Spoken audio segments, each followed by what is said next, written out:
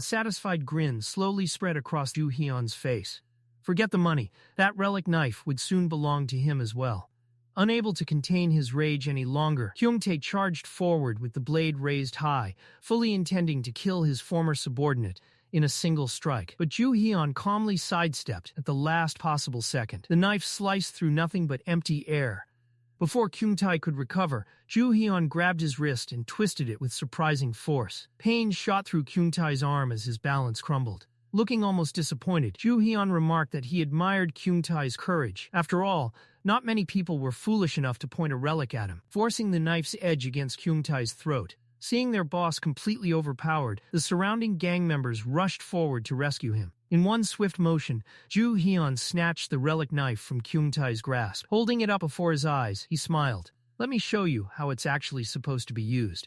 The moment he activated the relic, a mysterious blue mist wrapped itself around the blade. A strange light flashed across his eyes. Instantly, the world around him changed. The relic's power allowed him to see straight through the human body. Every gangster standing before him appeared as nothing more than exposed skeletons, covered with muscles, tendons, and internal organs. Every movement of their bodies became crystal clear. Just as the gang members prepared to attack, Joo-Heon's body suddenly began to dissolve into thin air. One moment he was standing there. The next, he had vanished completely. The gangsters froze in confusion, frantically looking around. Before anyone could figure it out, a sharp blade suddenly cut across several of their shoulders from behind. Cries of pain echoed through the street. Looking down at the relic knife, Joo-Heon couldn't help but grin. So it has another ability. Not only could it reveal the internal structure of living beings, but it also granted its wielder the power to conceal their presence. One of the gang members screamed in terror, insisting that the former subordinate had literally disappeared. Another man clutched his bleeding shoulder, shouting that he'd been cut. Holding the knife casually in front of him, Joo-Heon looked at the terrified gang with a calm smile. "So far, I've only given you a few scratches." His expression instantly turned cold. "But things can get much worse. If you don't want to die, hand over every last bit of the money." His icy voice sent chills down everyone's spine. Even Kyung-tae, whose nose was now bleeding from the earlier struggle, could only grit his teeth in frustration. His injured men silently nodded. Defeated, Kyung-tae reluctantly agreed to hand over everything. Night soon fell over the city. Stars shimmered above the sprawling metropolis, while lights glowed from the windows of countless buildings. Inside one of those buildings, a bright sign illuminated the entrance, as Kwon Kyung-ja stood holding her phone with an expression of complete disbelief. She couldn't believe what she had just heard. Her own subordinate had single-handedly defeated Kyung-tae's entire gang and stolen every bit of their money. To her, the story sounded completely absurd. There is absolutely no way that happened, she shouted through the phone. On the other end, Kyung-tae shut his eyes in frustration. Even he still couldn't understand what had happened. Yesterday, that kid barely knew how to throw a proper punch. But today, he had transformed into someone entirely different. Just remembering those cold eyes and overwhelming confidence sent a chill down Kyung-tae's spine. There had been something frightening in that boy's gaze. Trying to stay calm, Kyung-ja rubbed her forehead before asking the question that mattered most. How much did he take? Scratching the back of his head awkwardly, Kyung-tae admitted that Joo-Heon had taken everything. Not only the cash, but also the sample product they had been preparing for their upcoming deal. She cursed her useless brother before asking another urgent question. Did he take the Buddha statue too? Meanwhile, completely unaware of the panic he had caused, Joo-Heon calmly counted the stacks of money he had just collected. Looking down at the terrified gang members kneeling before him, he casually asked if they had anything else worth taking. The men exchanged nervous glances before timidly shaking their heads. Joo-Heon slowly turned toward Kyung-tae. His smile remained friendly, but his eyes weren't smiling at all. "If I find out you're hiding something, you're going to regret it." The threat alone was enough to make every gangster shudder. Just then, Joo-Heon's attention landed on a beautiful golden Buddha statue resting nearby. His eyes immediately lit up. It looked incredibly expensive. The moment Kyung-tae realized what he was looking at, his face turned pale. "Don't touch that." Ignoring the desperate plea, Joo-Heon simply smiled. "If you're begging me not to take it, then it must be worth quite a bit." Without another word, he picked up the statue. Kyung-tae nearly lost his mind. He desperately shouted for him to stop and demanded that he return the Buddha immediately. But Joo-Heon didn't even bother looking back. He simply walked away, carrying the statue under one arm. Back inside the office, Kyung-ja's face darkened the moment she heard the news. He took the Buddha too? Holding the phone nervously against his ear, Kyung-tae could only nod despite knowing she couldn't see him. With fury written all over her face, Kyung-ja ordered him to recover the statue immediately. No matter what it took, that Buddha had to be brought back. The following day, Joo-Heon walked into a nearby pawn shop carrying the golden Buddha statue. After examining it for several minutes, the appraiser casually placed it back on the table. With an indifferent shrug, he declared that the statue wasn't even worth 50,000 won. In fact, he suggested it would probably serve better as nothing more than a decorative ornament sitting on someone's shelf. Joo-Heon blinked in disbelief. How is that possible? The appraiser waved his hand dismissively. He explained that after years of experience, he could tell at a single glance whether something had value. According to him, nobody would ever pay serious money for that statue. Leaving the shop, Joo-Heon couldn't help but frown. Something didn't add up. Kyung-tae had acted as though this Buddha was worth millions. There was no way someone would panic over an ordinary ornament worth only 50,000 won. As he walked through the city streets, Joo-Heon let out a tired yawn. He stared at the Buddha statue in his hands. Maybe my appraisal ability failed, he muttered. After all, he still lacked a proper archaeological relic that could accurately identify hidden treasures. Just then, something strange caught his eye. A faint purple aura was leaking from inside the Buddha. Joo-Heon immediately stopped walking. Before he could react, a transparent notification window suddenly appeared in front of him. Reconnaissance skill activated suspicious object detected inside the statue. He blinked in surprise. Out of habit, he tried swiping the floating window away, but the notification remained. There really is something inside. Curious, he gently shook the Buddha. Faint rattling sound echoed from within. A grin slowly spread across Joo-Heon's face. So that's why Kyung-tae was so desperate. There was no way he'd lose his mind over something worth 50,000 won. Without hesitation, he pulled out the relic knife he had taken the previous night. If something valuable was hidden inside, there was only one way to find out. With a swift strike, the Buddha statue shattered into dozens of pieces. A nearby pedestrian stopped in shock, staring with his mouth hanging open as someone casually destroyed what appeared to be a golden statue in broad daylight. Among the broken fragments, a small glass bottle rolled onto the pavement. Joo-Heon picked it up and carefully examined its contents. His expression immediately changed. Inside was a highly concentrated liquid narcotic designed to be dripped onto cigarettes before smoking. Realization instantly dawned on him. So that's it. Kyung-tae hadn't been running an antique business at all. He had been using the statues to smuggle illegal drugs. Glancing around carefully, Joo-Heon couldn't help but think that every single decorative item in Kyung-tae's collection was probably stuffed with the same expensive narcotics. No wonder the man had been so desperate to recover the Buddha. With a knowing smile, Joo-Heon pulled out his phone.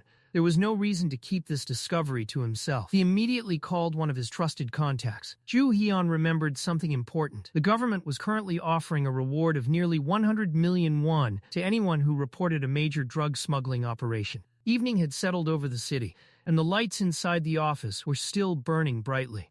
The atmosphere was tense as Kwon Kyung-ja stood with a phone pressed against her ear, desperately trying to calm the furious person on the other end of the call. She insisted that the delay wasn't because the shipment wasn't ready. They simply couldn't move the goods yet.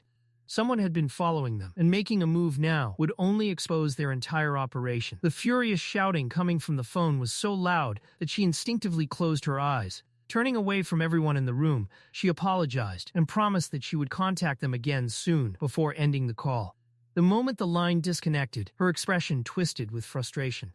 A man sat quietly behind her, watching her reaction.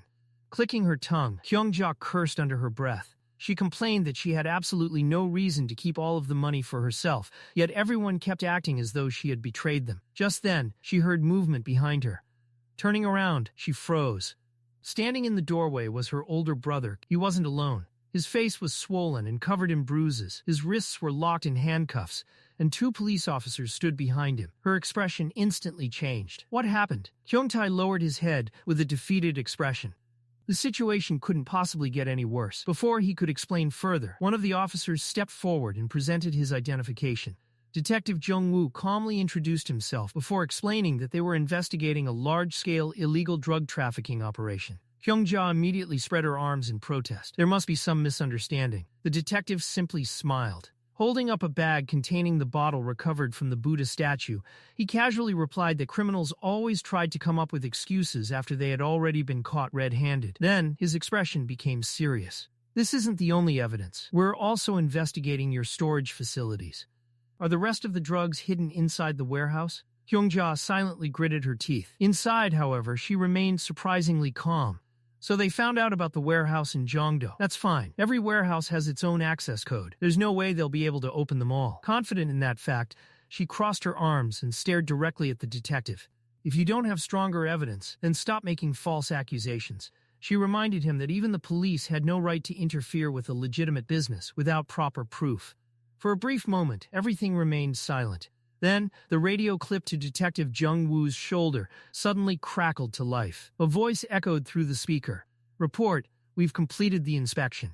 Illegal narcotics have been discovered inside all 600 exhibits stored at Hwasong Art Gallery."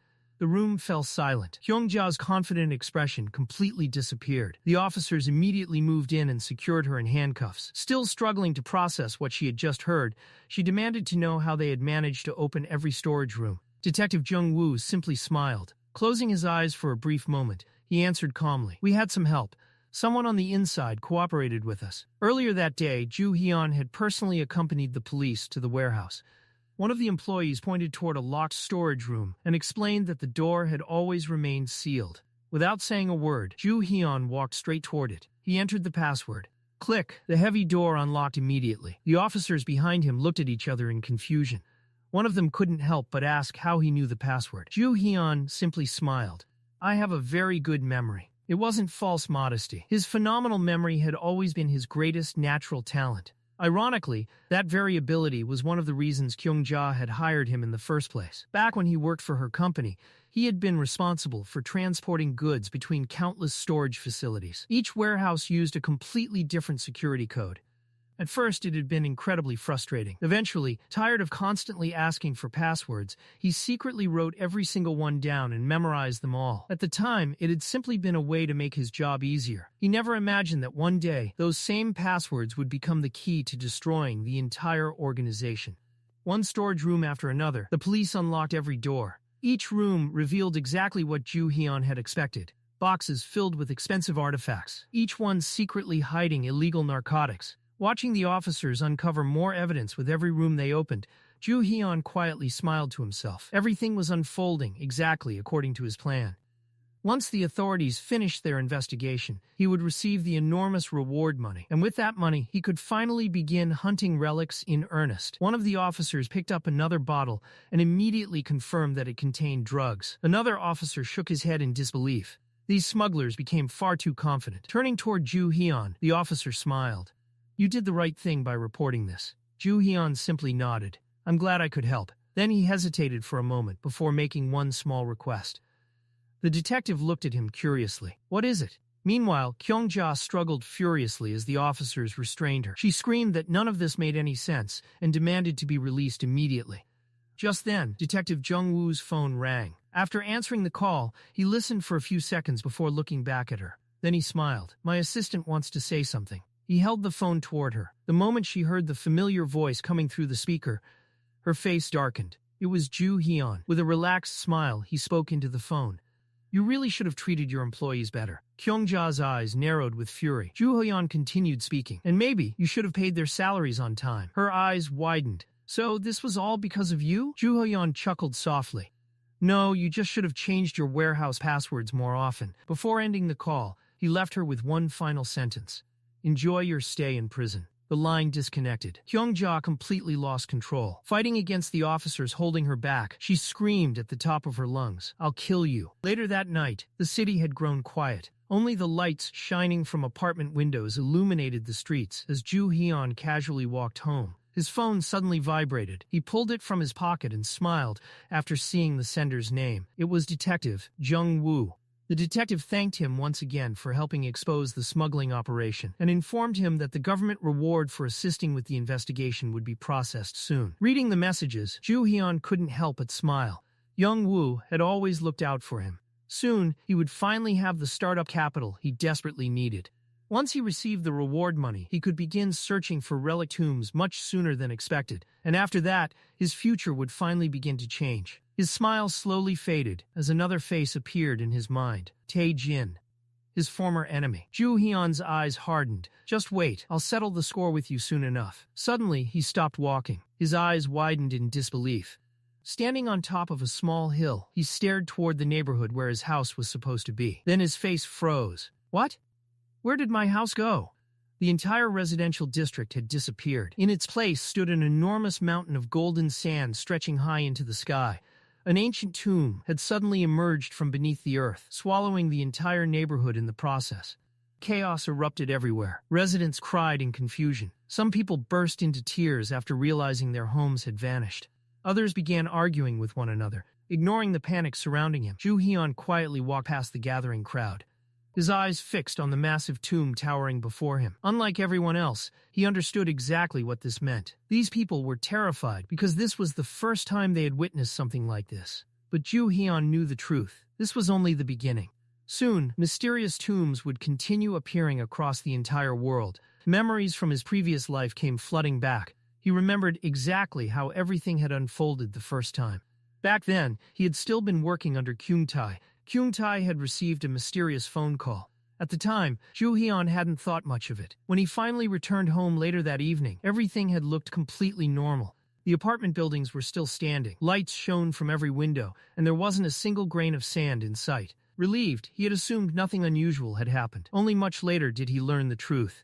A tomb had actually appeared in his neighborhood that very day. Someone had discovered it, entered it, cleared it, and made it disappear within just a few hours, before ordinary civilians ever realized it had existed. Now, standing before the massive tomb once again, after regressing to the past, Joo-Heon finally understood. Whoever had claimed that relic the first time was somewhere among the crowd right now, and this time, he had absolutely no intention of letting anyone beat him to it. Suddenly, loud shouting echoed through the streets. "Don't shoot."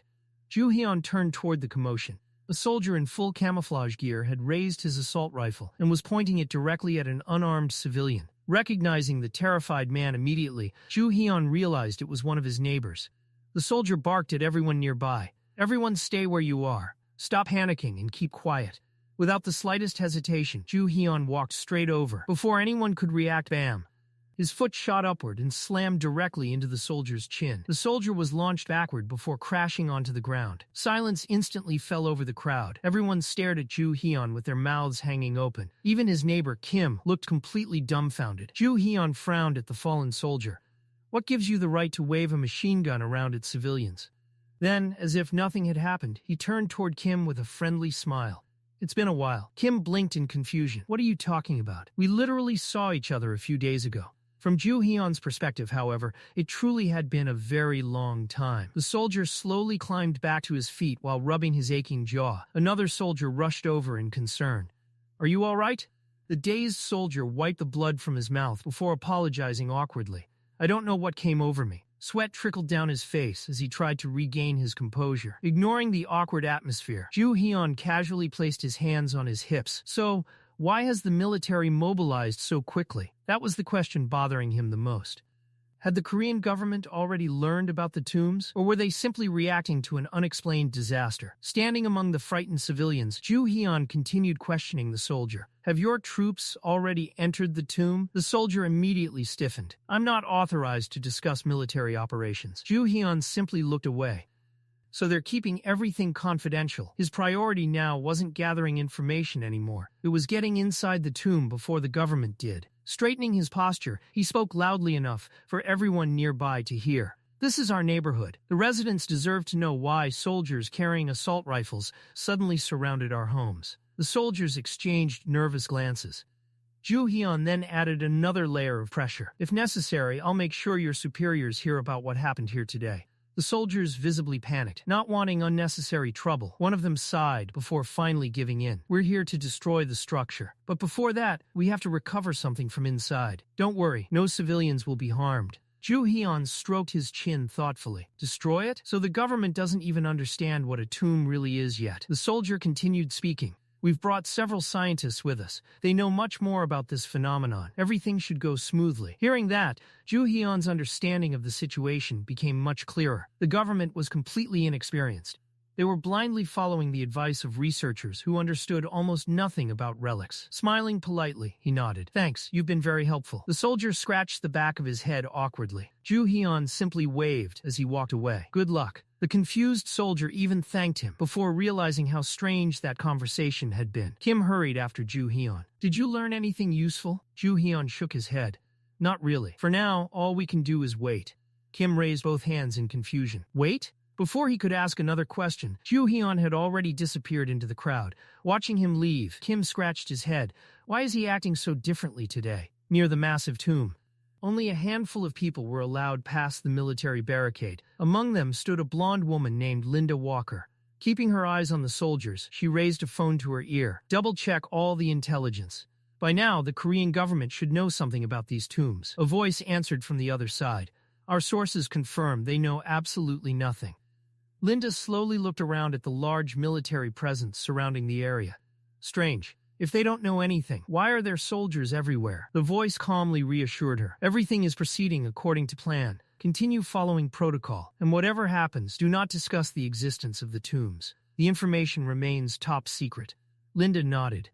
Understood. The man then asked for a status update. Walking toward the excavation site, Linda smiled confidently. The explosives have already been planted. We're ready to breach the entrance whenever the order is given. Excellent, the voice continued. Maintain protocol. And remember, every relic must be recovered safely. The call ended. Almost immediately afterward, another person approached her.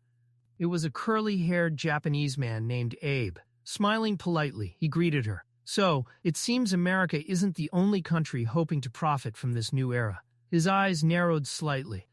I honestly didn't expect the CIA to arrive before us. It must have been quite the flight. Linda returned his smile, though there wasn't a trace of warmth behind it. Inside, she couldn't hide her irritation.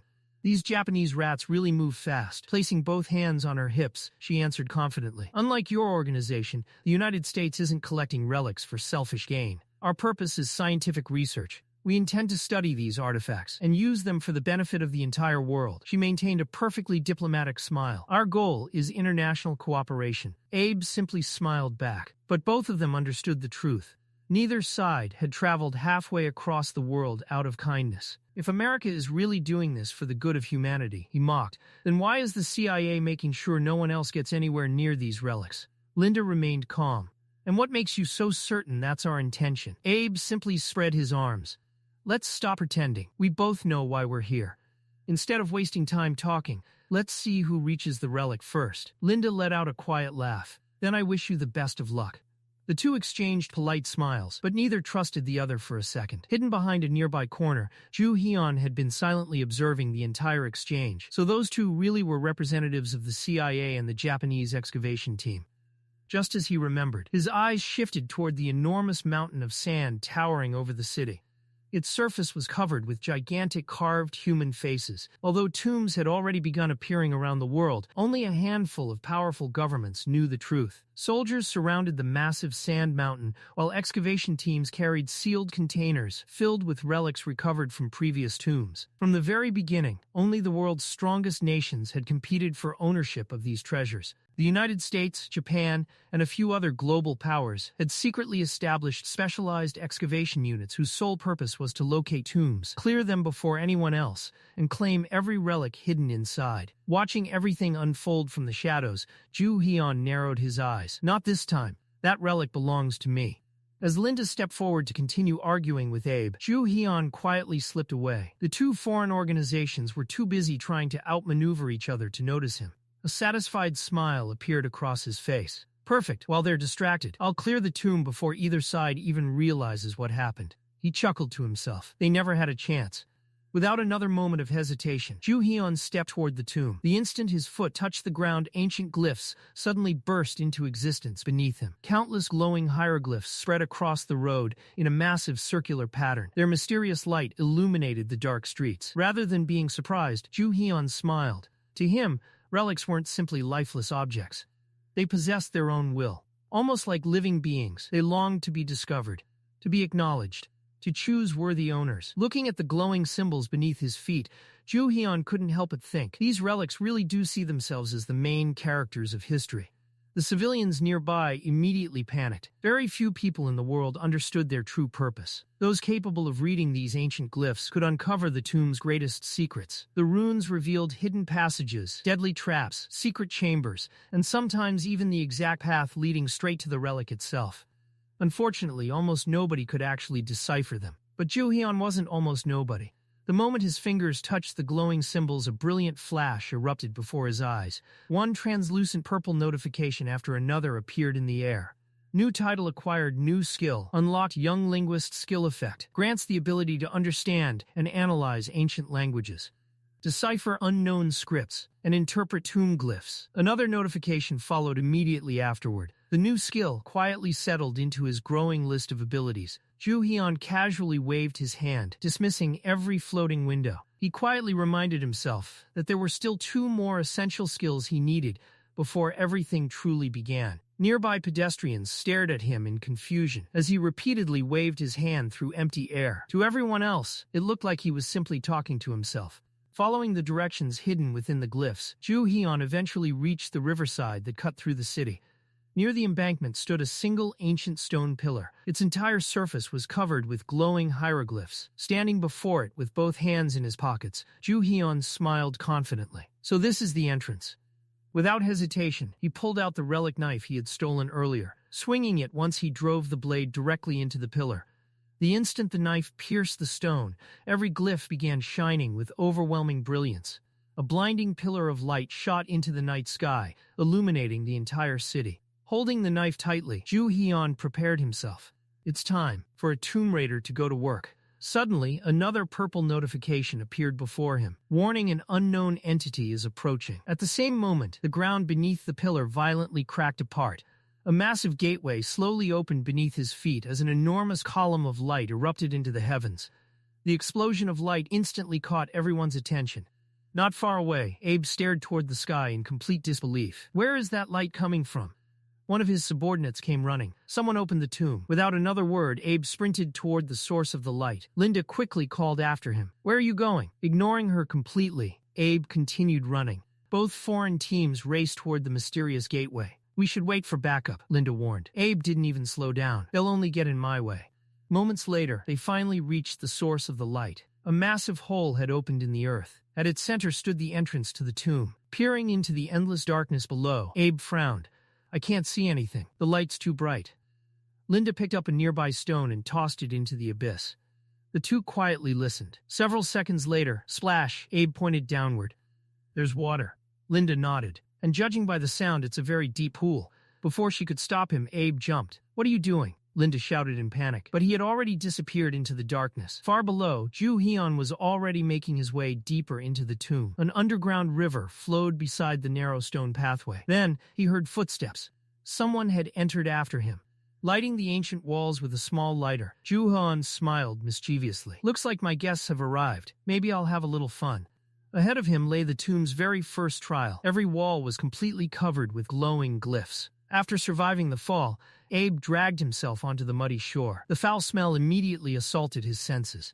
What an awful stench. Moments later, Linda climbed down using a rope. I was trying to warn you about that. Before either of them could continue, a strange rumbling echoed throughout the cave. They immediately froze. Linda switched on her flashlight. Where did that sound come from? Abe narrowed his eyes. Something's coming. Suddenly, an enormous wall of water burst from deep inside the cavern.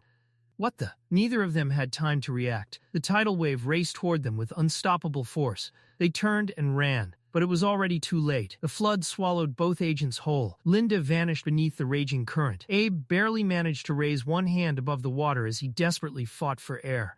Meanwhile, Joo-Heon calmly continued walking deeper into the tomb, completely undisturbed. Eventually, an intense light shone ahead. He stepped into a breathtaking underground grotto. Crystal clear blue water stretched across the cavern like a mirror. Looking at the relic knife in his hand, he smiled. Good thing I brought you along. Without hesitation, he threw the knife into the water.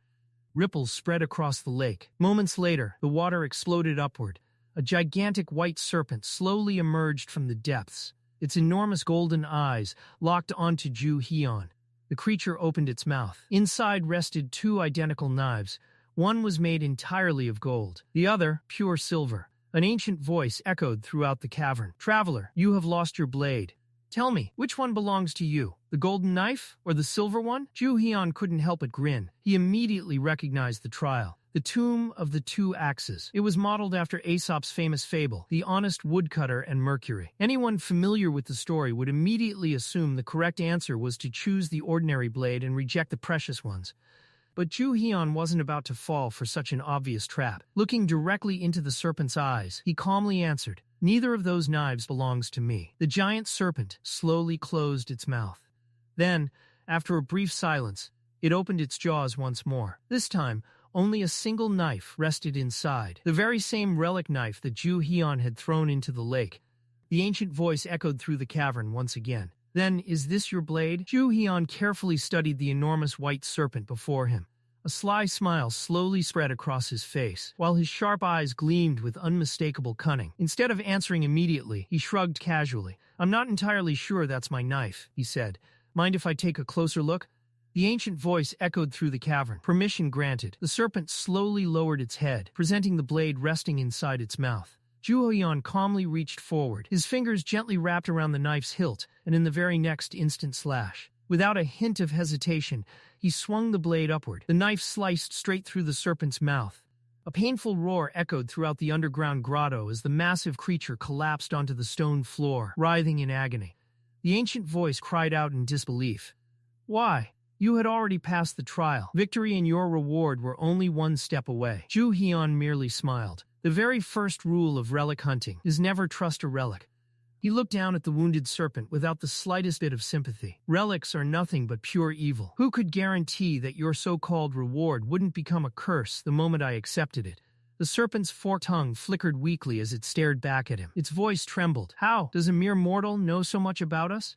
Joo-Heon's thoughts briefly drifted to the future he had once lived. There had been a man who successfully obtained the famous Twin Axes relic. At first, everyone celebrated him as a hero, but before long, the relic slowly twisted his mind. The once ordinary man transformed into a ruthless serial killer. By the time anyone realized what had happened, his list of victims had already become far too long to count. Gripping the knife tightly, Joo-Heon quietly spoke. "I know far more than you could ever imagine." He looked directly into the serpent's glowing yellow eyes. "It's honestly disappointing. A trial that's supposed to reward honesty ended up becoming one giant deception." Before the creature could react, Joo-Heon leaped high into the air. The knife flashed brilliantly. Stab. The blade plunged deep into the serpent's back. The monster let out another agonizing scream. Its massive body violently crashed against the cavern floor. Joo-Heon frowned coldly. "This is simply the natural consequence of your own actions." The serpent glared at him with widened yellow eyes. Its voice was filled with rage. "Do you truly believe that after this, I will willingly become your servant?" Joo-Heon didn't answer immediately. Instead, his mind wandered toward one of the most important truths about relics. Simply clearing a tomb wasn't enough. Passing the trial wasn't enough either. Even obtaining a relic didn't mean it would obey. Every relic had to form a connection with its owner. Some called it synchronization, others called it compatibility. But without that bond, a relic could never reveal its true power. Most people believed relics were divine treasures worthy of worship. Countless individuals bowed before them. They prayed to them. But what almost nobody understood was that relics hated humanity more than anything else. That hatred ran so deep it bordered on instinct. Even after becoming their owners, people slowly paid the price. Some coughed up blood, others developed incurable illnesses. Many gradually descended into madness. Some completely lost their sanity. Only a handful of incredibly rare relics possessed the ability to heal those curses. The few people lucky enough to obtain them were considered blessed by fate itself. That was also one of the reasons Joo-Heon could never forgive Tijuca and the people who had used relics to control the world. Fortunately, there wasn't only one way to make a relic obey. There were 3 different methods of forming a contract. The first, friendship, a healthy relationship built upon mutual trust and respect. It was by far the safest and most common method. The second, dominance, completely crushing a relic's will until it had no choice but to obey. Brutal, merciless, but undeniably effective.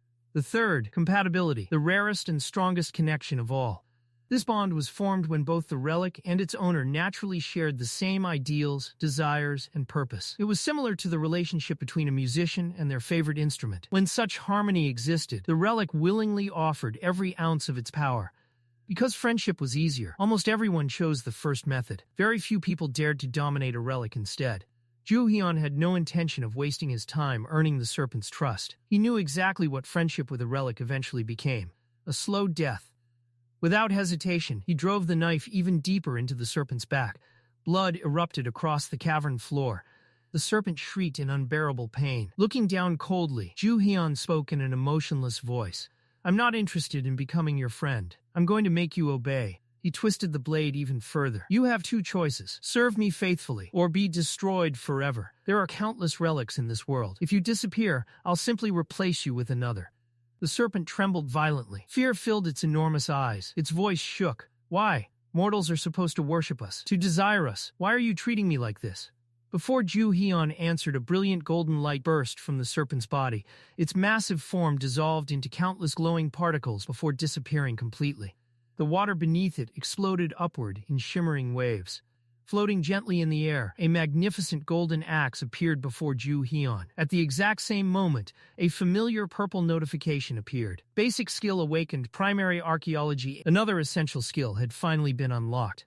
Only one final requirement remained before completing his quest. Then another notification appeared. Dominance affinity +1, friendship affinity decreased. Joo-Heon blinked in confusion. Looking toward the black raven that silently observed everything from above, he asked, "So dominance goes up while friendship drops?" He waited for an answer. The raven remained completely silent. Eventually, Joo-Heon simply shrugged. "Whatever." Just then, voices echoed from deeper inside the cavern. "There, I found the core." Joo-Heon's expression immediately changed. The foreign agents had finally arrived. Hidden safely behind a massive rock, he watched as Abe and Linda Walker rushed into the grotto. Abe's eyes lit up. "It's exactly like the prophecy described." Joo-Heon frowned slightly. "They got here faster than I expected." Abe suddenly pulled a small crimson vial from his pocket. Linda looked at him in confusion. "What are you doing?" He didn't answer. Instead, he tossed the vial straight into the pond. Watching from the shadows, Joo-Heon couldn't help but grin. "Too bad. You're already too late." He carefully observed both agents. "Looks like we'll be seeing each other quite often from now on." His fingers slowly tightened around his knife. "Should I just kill them here?" Suddenly, another purple notification appeared. Relic status durability 54/100. Joo-Heon's eyes widened. So that's why. He stared at the damaged knife. After everything it had endured, the relic had already lost nearly half its durability. It wouldn't survive much longer if he kept using it recklessly. Glancing toward the silent raven again, Joo-Heon had a strange feeling. Was it trying to stop me from spilling more blood? Meanwhile, Abe looked around furiously. "This makes no sense. The prophecy clearly said the relic had to be thrown into the pond." Linda looked at him in surprise. "Wait, do you actually possess a seer's relic?" Abe shot her an irritated glare. "That's irrelevant." He clenched his fists. "Someone got here before us. They stole the relic."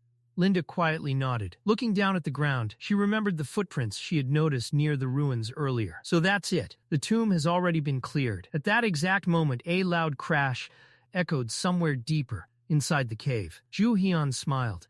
The trap had finally activated. Looking at the glowing golden axe in his hand, he quietly muttered, "Time to leave." Before the tomb disappears, holding the relic high above his head, he calmly issued a command. "Seal the tomb." The golden axe radiated dazzling light. Instantly, the entire cave began shaking violently. Massive cracks spread across the ground beneath Abe and Linda's feet. Abe's face turned pale. "This isn't good. We have to get out." Linda frantically looked around. "Where's the exit?" Fortunately for Joo-Heon, he had already prepared an escape route long before entering. A nearby sewer hatch suddenly swung open from below. Climbing back to the surface, Joo-Heon dusted himself off with a satisfied smile. Always prepare your escape before entering a tomb. That's another rule every Tomb Raider should remember. Without attracting any attention, he quietly blended into the frightened crowd gathering outside. By the time he returned to the scene, the entire tomb had already vanished without a trace. As the commotion around the vanished tomb slowly died down, Kim turned around after hearing someone call his name. Slipping both hands into his pockets, Joo-Heon walked over with his usual relaxed expression. "What are you staring at?" he asked. Kim kept his eyes fixed on the empty space where the massive sand mound had stood only moments ago. "I still can't believe it," he muttered. The whole thing just disappeared. Joo-Heon casually waved his hand as if it were nothing extraordinary. "That's great news for me." He stretched lazily before patting his stomach. "Because right now, I'm starving." Meanwhile, far away, Abe sat on a park bench with an expression twisted in fury. His grip on his phone tightened until his knuckles turned white. Why wasn't I informed about this sooner? He shouted into the receiver. If this was how things were going to turn out, I should have known every single detail beforehand. On the other end of the call, a calm voice answered apologetically. The prophecy only appeared a few hours ago. Our analysts barely had enough time to decipher it. Abe's expression darkened. So read it again. His hands trembled with frustration. The voice hesitated before replying. We've already tried. We can't. Abe suddenly shot to his feet. What do you mean you can't? He roared. What are all of you even doing over there? And why isn't that child helping? The reply came after a brief silence. He's simply not in the mood today. Abe stared blankly at the dark phone screen for a moment before letting out an irritated growl. Understanding his anger, the caller tried to reassure him. We'll make sure this never happens again. We'll recover the lost opportunity. There was another pause before the voice spoke again. However, that Tomb Raider is a very unusual individual. Abe narrowed his eyes. What do you mean? Elsewhere, Joo-Heon sat comfortably inside his apartment with a can of beer in one hand while browsing countless websites on his computer. An untouched plate of food rested beside the keyboard. His newly acquired linguist skill allowed him to effortlessly read languages that ordinary people couldn't even recognize. Dozens of foreign websites filled his monitor. Yet despite searching everywhere, there was still almost no information about relics or tombs online. That wasn't surprising.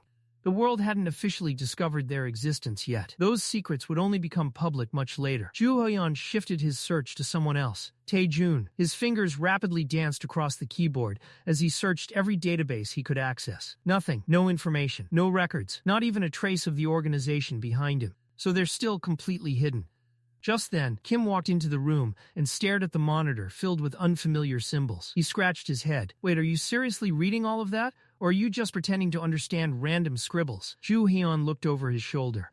Need something translated? Kim immediately waved both hands. No, I'm good. He stared at his neighbor with newfound admiration. I really live next door to a genius, he thought. Joo-Heon slowly spun around in his chair. Kim, have you ever heard of an organization called TKBM? Kim shoved his hands into his pockets before shaking his head. No, why? What is it? I need information about its chairman. Kim blinked. The chairman? What for? He scratched the back of his head awkwardly. Is this related to that investigation you've been working on? Joo-Heon turned back toward the computer. I already quit. Kim's eyes nearly popped out of their sockets. You quit? When did that happen? And why are you suddenly investigating the director of TKBM? Joo-Heon didn't answer. Instead, his fingers slowly rested on the keyboard as another idea formed in his mind. If I can't find information about Tae-Jun directly, then I'll approach him another way. Behind him, Kim continued asking one question after another. Unfortunately, every single one of them was met with complete silence. At that very moment, inside a rundown warehouse, two former gang members were cleaning the room while grumbling about their miserable situation. One of them sighed deeply. We really don't know anything about running a business, but we've still got families to feed. Nearby, Hyun angrily shoved a cigarette into his mouth. His face twisted with resentment. The next time I see Joo-Heon, I'm beating him senseless. This whole mess, it's all because of him. His blonde companion laughed. You know, we probably should jump him next time. Smirking confidently, the blonde man tapped his forehead. I told the boss from the beginning. I was always right. We've got to avenge him. Suddenly, a ringtone interrupted the conversation. The blonde man glanced at his phone, then immediately froze. His face turned pale. The caller ID displayed a name that sent chills down his spine. Joo-Heon. He instinctively grabbed the phone with both trembling hands. His partner frowned. Answer it. The blonde man swallowed hard before nervously bringing the phone to his ear. Hello? The moment the call connected, Joo-Heon's calm voice came through the speaker. You sure took your time picking up. The blonde man's face immediately turned red with anger. You're unbelievable. I'll find you and shut up. Joo-Heon's cold interruption instantly silenced him. Leaning back comfortably in his chair, Joo-Heon smiled. I've got a business proposal. Hyun slammed his hand onto the table. Business? We lost everything because of you. Our entire operation is finished. Joo-Heon's smile only grew wider. It doesn't have to stay that way. There might still be a future for you. Both men exchanged confused looks. What are you talking about? I want to hire you. I need loyal people working inside Midas. Joo-Heon's thoughts drifted toward a dazzling city lit by thousands of lights. Midas. the world's largest underground auction house, a place where priceless treasures, legendary relics, and unimaginable fortunes, gold, jewels, ancient artifacts, everything the black market desired, eventually found its way there. More importantly, Tae-jun regularly visited Midas whenever a high-grade relic appeared on the market. If Joo-Heon wanted to track him down, he first needed eyes and ears inside that organization. Holding the phone against his ear, Joo-Heon continued calmly, "I need information about a certain person." A mental image of a man dressed in an elegant black suit flashed through his mind. Find someone named Jake Kamen. He also goes by the initials J.K., a convenient alias designed to hide his true movements. Hyun clenched his fists so tightly that his knuckles turned white. "You've lost your mind. Midas is in Las Vegas. It's crawling with dangerous criminals. People like us can't just walk in there." Joo-Heon answered without the slightest concern. "That's not my problem." He casually leaned back in his chair. "You can refuse if you want." The room fell silent. Then, a faint smirk appeared on Joo-Heon's face. "But I don't think you'll refuse after you hear how much I'm willing to pay." The two gang members immediately stopped breathing for a second. Their expressions slowly changed. No matter how dangerous the mission sounded, money had a way of making impossible jobs suddenly seem very tempting. On the other end of the phone, the gang members were still shouting at the top of their lungs. Joo-Heon casually pulled the phone away from his ear before the yelling became unbearable. The blond man, Hyun, screamed furiously. "We're not falling for your pathetic handouts. If we want money, we'll take it ourselves." His face was flushed with anger, but beads of sweat had already begun forming across his forehead. Joo-Heon simply smiled. "So, you're refusing?" His voice remained calm, almost amused. "In that case, I'll just have to convince you another way." Hyun's confident expression immediately stiffened. Joo-Heon's smile slowly widened. "I don't think you idiots realized something the last time we met. Things have changed." He leaned back comfortably in his chair before continuing in an almost cheerful tone. "I'll come find every single one of you and beat you up over and over again. I'll keep doing it until you're the ones begging to work for me." The threat was delivered so casually that it somehow sounded even more terrifying. Hyun's face instantly lost its color. "Wait." His voice trembled. "We can still but..." Before he could finish, click, Joo-Heon had already ended the call. Standing up, he grabbed a worn brown backpack and slung it over one shoulder. Sliding both hands into his pockets, he looked toward the city outside his window. "Interesting. If those idiots are gathering information on Tae-jun, I'll go claim another tomb." A confident smile appeared on his face. There was no reason to waste valuable time. Every relic he obtained before anyone else was another step toward changing the future. Night had completely fallen over the city. Bright headlights streamed along the crowded streets, while people wandered between convenience stores and late-night restaurants without realizing that history was quietly beginning to change around them. Inside a nearby convenience store, a television mounted above the counter broadcast the evening news. The anchor reported an unusual incident. Last night, a woman attempted to set herself on fire in the middle of the city. Joo-Heon, who had just stopped outside the store, immediately narrowed his eyes. A woman suddenly trying to burn herself. He recognized the pattern immediately. It has to be another relic. Although he couldn't be completely certain, his instincts, strengthened by memories from the future, told him he was probably right. Still, there was only one way to confirm it. Just as he was thinking, an irritated voice suddenly shouted from behind him. "Hey! What are you staring at? Move already! You're blocking everyone's view." Joo-Heon slowly turned around. Standing behind him was a dark-haired man with an annoyed expression. The moment Joo-Heon saw his face, his eyes narrowed. Interesting. He recognized him instantly. Abe, one of the foreign agents he had encountered inside the Tomb of the Two Axes. Joo-Heon studied him carefully. He's definitely not wandering around here by coincidence. If Abe is here, then another tomb is probably about to appear nearby. A small smile spread across his face. So that's how it is. The Japanese division is working alongside a Seer's relic. They already know where the next tomb will emerge. Abe frowned. "What did you just say?" Then, noticing Joo-Heon's appearance, he casually asked in Japanese, "Are you Japanese too? I've had a really exhausting day." Joo-Heon couldn't help smiling. "My linguist skill really is useful." He understood every single word perfectly. However, instead of answering honestly, he simply scratched his head. "I'm sorry. I didn't understand a single thing you just said." For a brief second, Abe completely froze. His eyes widened in disbelief. Joo-Heon almost laughed. "You should have seen your own face." Then, without warning, he replied. Flawless Japanese flowed effortlessly from his mouth. Abe nearly jumped in shock. "What? That's not funny." Joo-Heon chuckled. "You started being rude first. I was only returning the favor." Abe immediately shot back. because you were blocking the entrance. Ignoring him, Joo-Heon walked inside the convenience store toward the cashier. Abe stubbornly followed close behind. "Do you even know who I am?" he demanded proudly. Joo-Heon glanced sideways at him. At that exact moment, he sensed it. A powerful aura radiating from Abe's body. He's carrying a relic, and he isn't even trying to hide its presence. Joo-Heon's eyes sparkled mischievously. "Maybe I should just steal it." Abe reached out and grabbed Joo-Heon's shoulder. The instant Joo-Heon turned around, he casually popped open the can of soda he had just purchased. Fizz. The drink exploded everywhere. Sticky soda splashed directly across Abe's face and clothes. The Japanese agent immediately gritted his teeth. "You've got some nerve." Joo-Heon blinked innocently. "Oh? That was completely accidental." With an apologetic smile, he began brushing imaginary dust from Abe's clothes.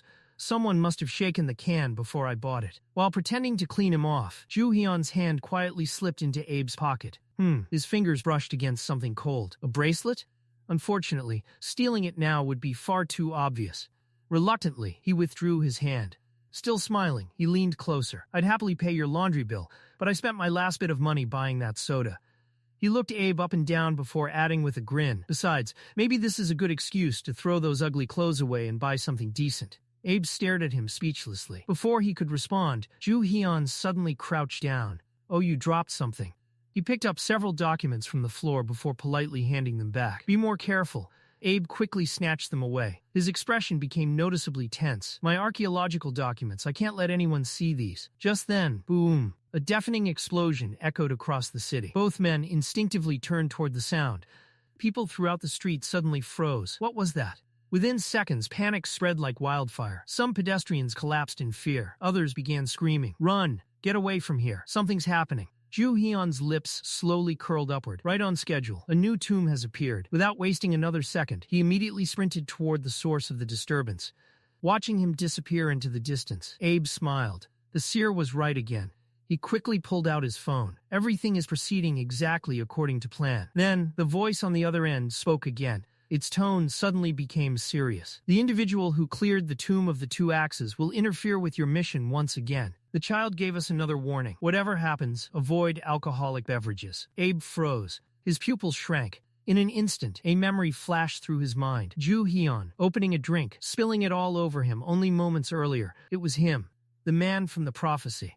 Realizing the truth, Abe's face turned pale. Damn it! He looked around wildly, but Joo-Heon had already disappeared into the chaos. Joo-Heon suddenly stopped and looked around uneasily. With both hands buried in his pockets, he watched the people running through the area and muttered that something about this relic didn't feel right. In fact, he had a bad feeling that this particular relic was going to become a massive headache. Before he could investigate further, Abe raised his gun and shouted at him to freeze, or he would shoot. Joo-Heon stopped and turned toward the man. Abe immediately ordered him to open his backpack. His face was twisted with anger as he declared that he wouldn't lose to Joo-Heon again. But before the protagonist could respond, a strange noise caught his attention. He turned around. Suddenly, several purple system windows appeared in the air. A notification immediately popped up, warning him that an unknown aura was approaching. At the same time, bright yellow lines began spreading across the ground. Joo-Heon crossed his arms and gritted his teeth. Then a blinding flash of light engulfed the entire area. A massive yellow beam could be seen from far away, illuminating the city like an explosion. When the light finally faded, something horrifying had happened. Sharp blades were now sticking out from the walls and surrounding structures. People sat frozen on the floor, looking around in complete confusion, unable to understand what had just happened. Joo-Heon touched his forehead and closed his eyes, gritting his teeth as the people around him desperately asked what was going on. But Joo-Heon already knew. Everyone here was in danger. This relic wasn't simply dangerous. It was thirsty for blood. Joo-Heon stood up and stared at the countless blades scattered around him. Where had all these weapons come from? Then he remembered. This was the tomb of Muramasa. Joo-Heon immediately recalled everything he knew about Muramasa. Muramasa was a famous Japanese swordsmith who lived during the Muromachi period around the 16th century. He was known as the founder of the Muramasa school, and his blades were famous for their extraordinary quality and the mysterious legends surrounding them. One of those legends involved the infamous curse placed upon the Tokugawa family. According to the stories, Muramasa had opposed the policies of Tokugawa Ieyasu, the shogun who sought to unite Japan under his rule. Because of this hatred, Muramasa supposedly cursed the Tokugawa family through his swords. Joo-Heon imagined the countless battles and tragedies connected to those blades. It was widely believed that Muramasa's swords were connected to numerous deaths and accidents involving the Tokugawa dynasty. Because of this reputation, many of Muramasa's blades were eventually destroyed. Meanwhile, the people around Joo-Heon began picking up the swords scattered across the floor. Unfortunately, there was one more thing he knew. This relic possessed an unbelievable hatred toward humanity, and now it had noticed him. The system immediately confirmed it. Joo-Heon had attracted the relic's attention. He had also suffered a minor injury and required treatment.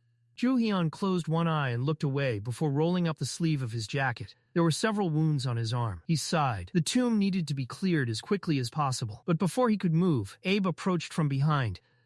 With an arrogant smirk, Abe reminded Joo-Heon that he had already ordered him not to move. He pressed the barrel of his gun against Joo-Heon's back and once again demanded that he open his backpack. Joo-Heon spread his arms wide. Abe was becoming seriously annoying. He wasn't going to listen to some guy trying to rob him. Joo-Heon slowly turned around. Abe smirked and told him to stop acting tough. After all, he was pointing a gun directly at him. Joo-Heon calmly raised both hands. Then he smiled. "Go ahead, shoot." Abe's expression immediately darkened. Joo-Heon repeated himself. "Come on, shoot." Abe finally lowered his weapon and shouted that Joo-Heon had no idea what he was dealing with. Maybe he would understand once Abe put a bullet through his leg. But then a flash of light suddenly appeared. Abe stopped speaking. His gun fell from his hand. He grabbed his smoking palm and screamed in pain. Joo-Heon simply smiled. With his hands returning to his pockets, he casually explained that tombs had rules.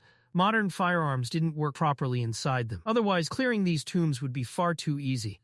Abe stared at him in disbelief. How did Joo-Heon know all of this? At that moment, Abe became almost completely certain. Joo-Heon was the person who had stolen their relic the previous day. Joo-Heon didn't even bother denying it. Instead, he grabbed Abe by his clothes. With a smirk, he dragged the man along and told him to forget about the axes. Abe desperately asked him to let go. Joo-Heon ignored him. He had decided to get rid of Abe. The protagonist suddenly slammed him onto the ground. Abe let out a painful groan. But then something far worse happened. Monsters began surrounding him. Abe stared at them in horror. Where had these creatures even come from? Joo-Heon turned around with a grin. "Maybe we'll meet again." Then he walked away. The monsters immediately reached for Abe. One of them grabbed him by the throat as he struggled and angrily swore that he would kill Joo-Heon. Meanwhile, the other survivors stared at Abe in fear. Abe quickly tried to calm them down. He desperately asked if anyone could speak Japanese. One person stepped forward and admitted that he knew a little. Abe immediately began shouting for help. However, the people in the group warned the man that Abe could be dangerous. After all, he had a gun. Abe's face was now covered in sweat. He awkwardly smiled and tried to reassure them. He extended his hand and introduced himself as an important Japanese official and archaeologist who had come to deal with the situation. The people stared at him with disbelief. Abe promised that he could help them escape the tomb. Someone finally stepped forward. Meanwhile, Joo-Heon had already moved on. He pulled out the phone he had taken and examined it. He wanted to see what kind of useful item Abe had been carrying. Then he remembered how he had grabbed Abe by his clothes earlier.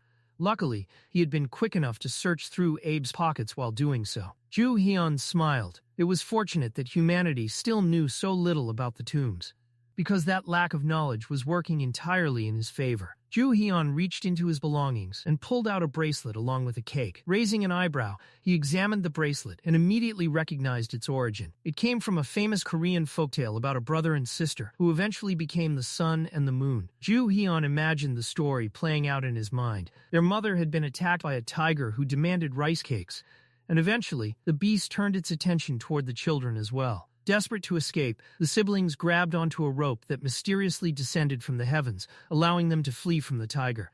Joo-Heon frowned as he looked at the purple system windows. Probably not a powerful relic. Still, it could prove useful. The system suddenly issued several notifications. A new title and skill had been unlocked, and the basic skill Sleight of Hand had also awakened. Purple system windows appeared around Joo-Heon as he realized that all 4 basic skills were now available to him. The system displayed information about the F-rank Sleight of Hand skill, followed by details about the basic abilities belonging to a plunderer. Joo-Heon suddenly froze. He couldn't believe what he was seeing. The system announced that he had unlocked every basic skill and successfully completed the mission. Joo-Heon smirked. It seemed Ran was turning this whole thing into some kind of game. Fine, keep playing while you can. Of course, Joo-Heon didn't particularly care as long as the system's games continued working in his favor. But before he could think about it any further, a terrifying scream echoed through the tomb. Joo-Heon's expression changed. Ahead of him was a bridge, and desperate cries for help were coming from somewhere below. He walked toward the edge and looked down. Sharp blades were protruding from the walls beneath the bridge. A large group of people was trapped below. Joo-Heon immediately recognized the situation. Another trap. A young girl stood among the crowd, gripping a knife tightly in her hand, as the terrified survivors desperately begged her to calm down. The girl clenched her teeth. Her eyes suddenly turned completely white. The others quickly realized something was wrong. They couldn't hear her anymore. Joo-Heon's expression darkened. The girl had been possessed, and if anyone touched her now, the same thing would happen to them. Against the red background, silhouettes of people could be seen fighting one another. Joo-Heon understood exactly what was happening. The more people that fell under the influence of the cursed swords, the harder it would become for anyone to escape. Eventually, everyone trapped inside this place would die. That was the true nature of this tomb. Standing beside the bridge, Joo-Heon looked down and wondered how these people had even ended up there. Then he asked if Abe was responsible. A man wearing a cap raised his hand toward his mouth and shouted back. Apparently, Abe had suddenly started singing some strange song. As he sang, several of the tomb's traps gradually disappeared. The survivors had helped Abe escape, only to receive a horrifying reward in return. Abe had apparently told them that every single person there had to die in order to keep the tomb's secrets hidden. Joo-Heon frowned. So there really were relics hidden here. Without hesitation, he began sliding down the rocky wall. The people below shouted warnings, telling him that the area was filled with blades. Joo-Heon calmly pulled out a dagger. Suddenly, fragments of blades flew into the air. The possessed girl immediately turned around after hearing the noise. Joo-Heon extended one hand toward her.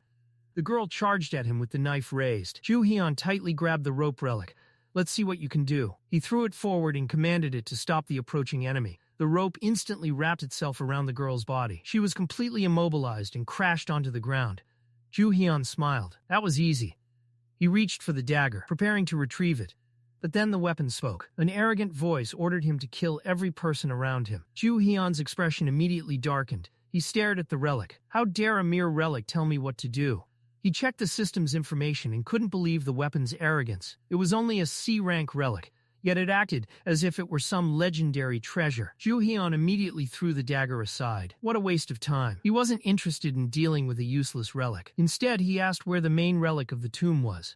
The girl, still tied up, begged him to release her. The rope relic suddenly spoke as well, asking whether she wanted to have some fun. Joo-Heon narrowed his eyes. He already knew what would happen if he turned his back on these relics. The moment he stopped watching them, they would do whatever they wanted. Joo-Heon turned toward the survivors. "Follow me." The confused people stared at him. He warned them not to ask unnecessary questions. "I'm not a bad person." With that, Joo-Heon led them forward. Meanwhile, countless swords were sticking out of the floor.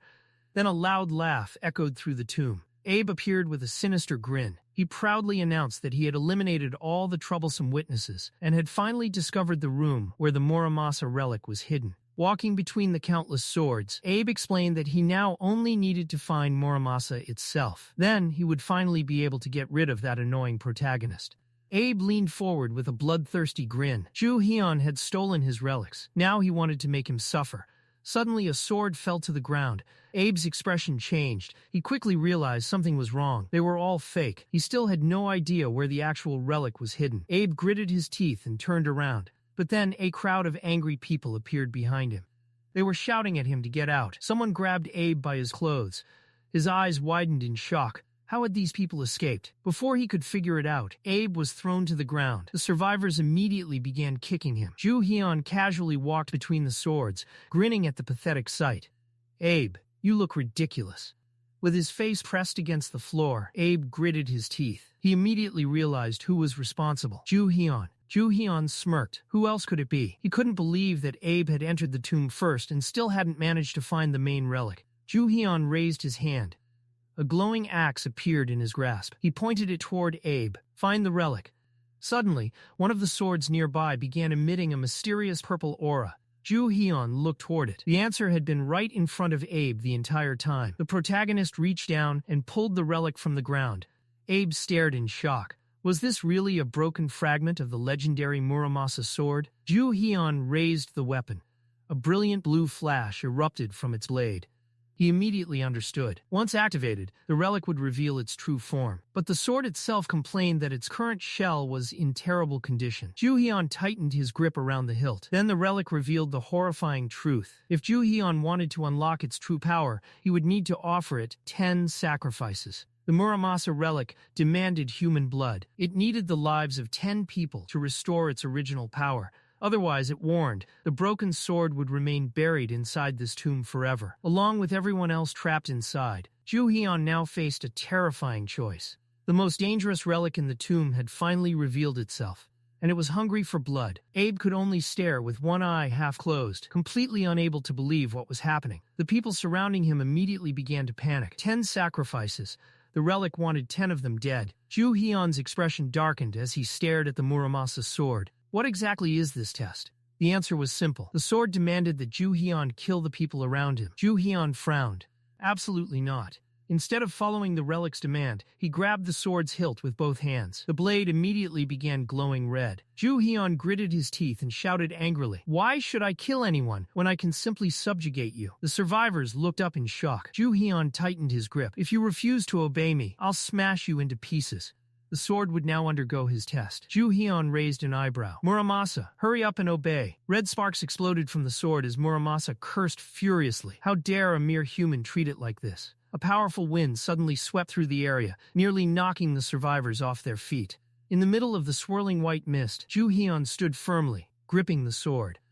Blue flames began burning along the blade. While Joo-Heon dealt with Muramasa, he also prepared an escape route for the others. He grabbed hold of a rope and shouted at the survivors to climb. They hurried toward it, thanking Joo-Heon as they escaped the tomb. But just as Abe was about to follow them, Joo-Heon placed a hand on his shoulder. Abe froze. Joo-Heon smirked. "You're not going with them." He already knew what Abe was planning. Once they escaped, Abe would probably try to eliminate every witness. Abe nervously promised that he wouldn't do anything like that. He begged Joo-Heon to let him leave. Then, seeing that Joo-Heon wasn't convinced, Abe quickly offered him something far more valuable. He promised to convince his superiors to recruit Joo-Heon. According to Abe, Joo-Heon could earn around 10 billion yen by working with the Japanese team. Joo-Heon raised an eyebrow. Abe continued, explaining that the Japanese team possessed a powerful relic. If Joo-Heon could gain access to that power, his future would become much easier. Joo-Heon suddenly laughed. Abe's eyes widened. The protagonist crossed his arms. "You're hilarious." He couldn't understand Abe's logic. How exactly was Joo-Heon supposed to use a relic that could only be activated by its original owner? Abe quickly assured him that his team would do everything possible to help him. Joo-Heon finally allowed Abe to use the rope. But there was one condition. Abe would be the last person to climb out. Abe secretly smiled. It seemed Joo-Heon had fallen for the promise of 10 billion yen. As the two climbed the rope, Abe apologized for everything he had said earlier. Joo-Heon smirked. "Then let's talk about this deal." But before agreeing to anything, Joo-Heon wanted information. He needed to know more about the Japanese team that possessed the relic. Abe smiled confidently. "Don't worry about it." Then he revealed the name. The famous Japanese group, TKVM. Joo-Heon's eyes immediately widened. Then he smiled. Abe suddenly felt the rope slip from his hand. Before he could react, Joo-Heon kicked him directly in the chest. Abe went flying backward. He desperately stretched his arms out, completely confused about what had just happened. Joo-Heon looked down at him. Abe had been so desperate to survive that he had practically handed over all the important information himself. His mouth had betrayed him. Abe's face was now covered in sweat. He desperately begged Joo-Heon to wait. Was he really going to kill someone so cold-bloodedly? Joo-Heon simply stared at him. Later, the brightly illuminated signs of a building lit up the dark streets. Joo-Heon entered a men's restroom and walked toward the mirror. He rolled up his sleeves. He needed to examine his injuries. But from behind him came a familiar voice. Muramasa was screaming for freedom. The relic threatened to kill Joo-Heon if he didn't release it. Joo-Heon's expression immediately darkened. He opened his backpack. Who started all this noise? The screaming continued from inside. Muramasa couldn't believe the way Joo-Heon was treating it. Joo-Heon pulled out the katana. "So you're Muramasa?" The sword immediately demanded to be released. Joo-Heon had enough. He threw the sword directly into the toilet. "Shut up already." Muramasa cursed furiously. Joo-Heon ignored it. Pain shot through his body.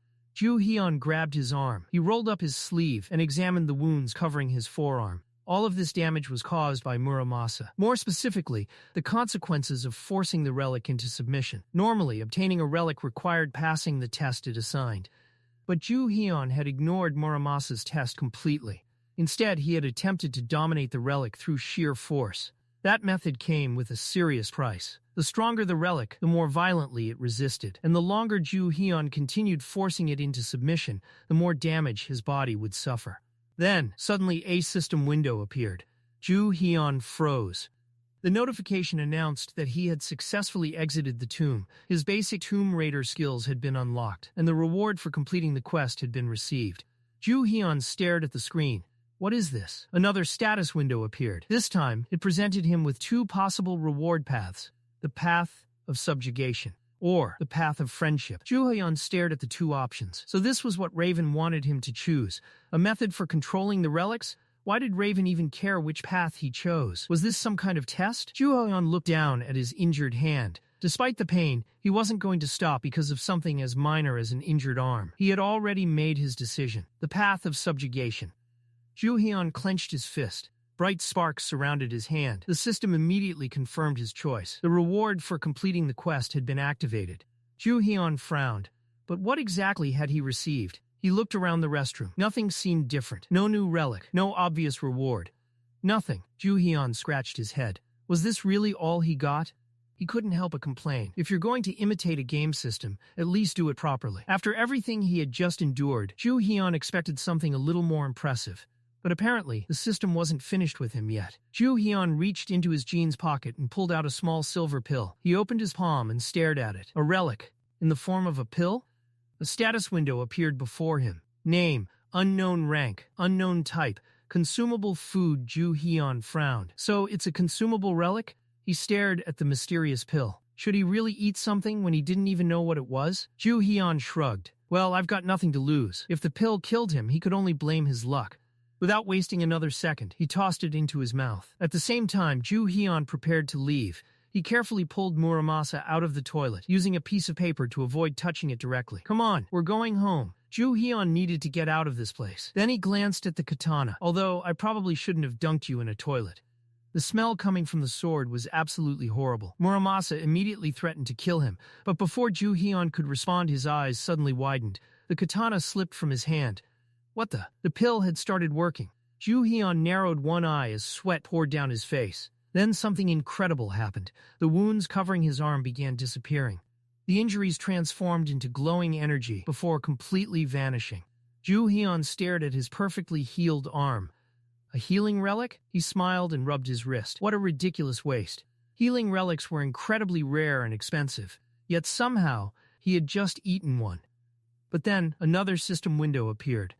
The system announced that Joo-Heon had successfully endured the relic's effects and completely recovered. A new skill had also been activated. Joo-Heon's eyes widened. He had never seen an ability like this before. His irises began glowing with a brilliant purple light. A unique ability, created specifically for me? Joo-Heon couldn't help but wonder. Was this another gift from that mysterious raven? Meanwhile, the world was beginning to learn about what had happened. A news broadcast showed images of destroyed buildings. The report revealed that a massive earthquake had struck Seoul's administrative district during the night. But the earthquake wasn't the real story. At its epicenter, an unidentified object had suddenly appeared.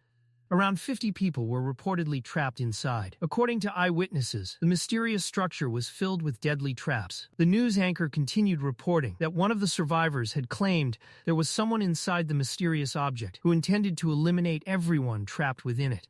A short-haired man with arched eyebrows appeared on the television. Kim-do was leading the broadcast. According to the report, the Korean government had already contacted Japan and was waiting for an explanation. Meanwhile, Russia and China were also demanding answers from the Japanese government. If Japan failed to explain what had happened, they would be forced to respond accordingly. The United States soon released an official statement as well. But before the broadcast could continue, someone turned off the television. Inside the central office of the Japanese research team, several high-ranking officials stood over a bowing man. They were furious. Do you have any idea what you've done? The information about the tombs was now being broadcast across the entire world.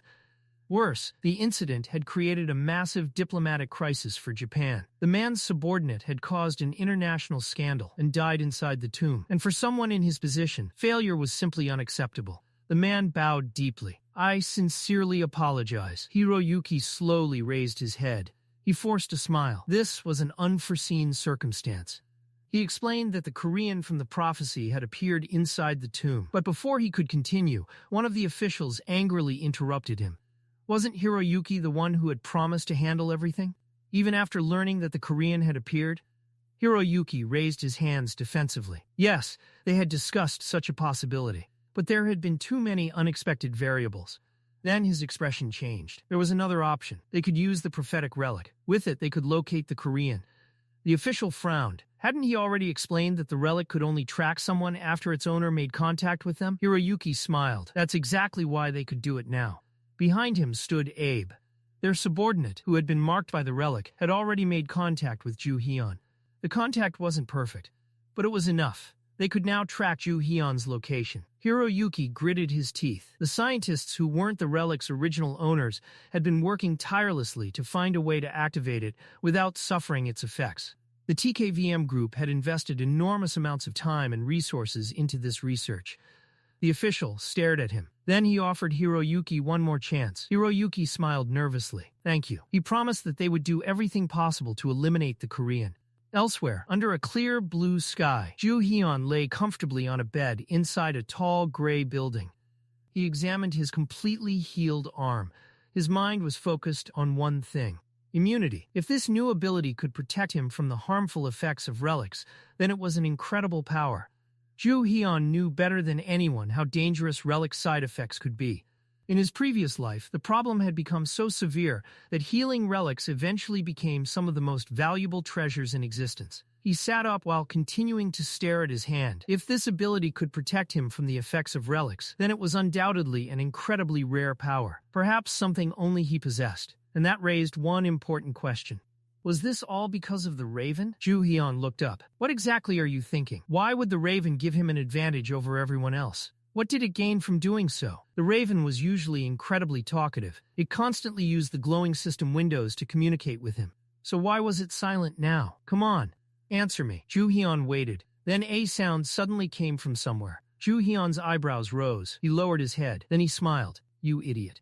Before he could investigate further, his phone suddenly began ringing. Joo-Heon looked at the screen. It was Jinwoo. Why is he calling? He answered. How are my expensive minions doing? Immediately, an irritated voice came through the phone. Joo-Heon chuckled, but his expression quickly changed. Jinwoo was currently in Los Angeles. Apparently, he had checked the visitor list from the auction. There were 3 people with similar names. Joo-Heon immediately became interested. Jinwoo continued explaining what he had found. Joo-Heon swung his legs off the bed. Looks like I'll have to go there myself. Jinwoo's voice suddenly became louder. Wait, you're actually coming here? But before Joo-Heon could answer, a system notification appeared. Joo-Heon froze. An S-rank relic had been used on him, and his future had been predicted. Joo-Heon stared at the glowing window. His expression immediately darkened. This is really starting to piss me off. Jinwoo's voice came through the phone again. Joo-Heon? Are you still there? Joo-Heon smiled. He held the phone against his ear. Looks like I'll be staying a little longer than I planned. His eyes narrowed. There was somewhere else he needed to visit first. A man presented a thick book with a brown cover. According to him, it was an apocryphal work supposedly written by Prince Shotoku that contained a prophecy about Japan's future. Prince Shotoku had been a regent heavily involved in politics during his lifetime. However, rumors claimed that sometime during the Asuka period, he had secretly written a book capable of predicting the future. There was no concrete evidence that the book had ever existed. Yet, ancient scriptures frequently mentioned a mysterious prophetic relic connected to the legendary text. It was also considered one of the earliest relics to infiltrate human society. Joo-Heon imagined a young girl with long blonde hair tied into loose braids. Unlike ordinary relics, this one didn't create a tomb. Instead, it chose its owner. The prophetic scripture appeared at the girl's feet. Curious, the girl picked it up and examined the strange book. What kind of book is this? She wondered aloud, worried that leaving it on the ground would eventually damage it. Her name was Sasaki. She had been chosen by the prophetic relic. But when Sasaki continued walking, she left the book behind. That should have been the end of it. Except, the book followed her. Sasaki suddenly noticed it lying in front of her. She was confused. She tried everything. She burned it. She tore it apart. But no matter what she did, the book always appeared in front of her again. The more the relic followed her, the more frightened Sasaki became. Even when she found it sitting on a store counter, she could only stare at it helplessly. Eventually, the Japanese authorities discovered the existence of the prophetic relic. They recruited Sasaki into the Japanese research team. Her life changed overnight. In a photograph, Sasaki stood alongside her parents. Thanks to the relic's predictions, Japan was able to locate countless other relics. Her family was no longer struggling financially. It seemed like Sasaki's future had already been decided. She had the power to predict what was coming. But not everything goes according to plan. Sasaki sat at a table, pointing at a strange symbol in the prophetic book. What does this mean? The man beside her explained that the symbol was something only Sasaki could see. There was another problem. Sasaki had dropped out of school to dedicate herself to interpreting the relic's predictions. Because of that, she struggled to understand many complicated kanji. Without understanding the language, she couldn't fully utilize the prophetic relic's power. Eventually, another relic owner surpassed her abilities, and Sasaki died not long after. Her hand fell lifelessly to the ground. Meanwhile, at Incheon International Airport, Joo-Heon thought about the situation. Originally, he had planned to leave the owner of the prophetic relic alone. After all, she was destined to die soon anyway. But now things had changed. They had attempted to track him. That meant Joo-Heon could no longer ignore them. Worse, their connection to Kwon made him even more suspicious.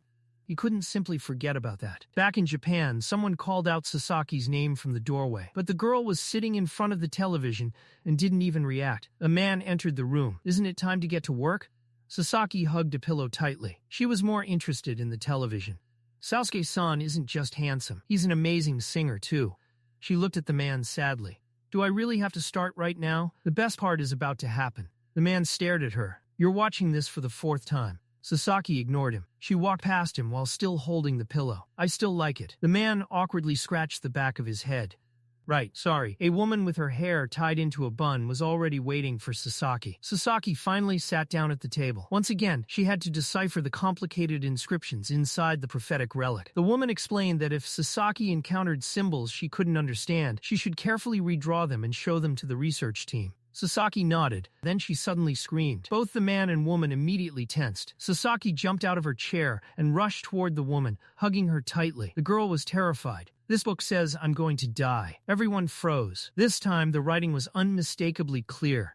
It said that Sasaki would be killed. The strange hieroglyphs began glowing brightly. Sasaki couldn't understand why this prediction was different. She clenched her fists. It has to be because of that Korean. After all, Abe had also died because of him. The others immediately approached her. The woman tried to calm Sasaki down. If the relic can predict the future, then surely there's more information. She urged Sasaki to concentrate and look again. The man leaned against the chair. "She's right. If Joo-Heon really intended to come to Japan and kill Sasaki, the prophetic relic should have provided more details." Meanwhile, the target's arrival time appeared on a screen.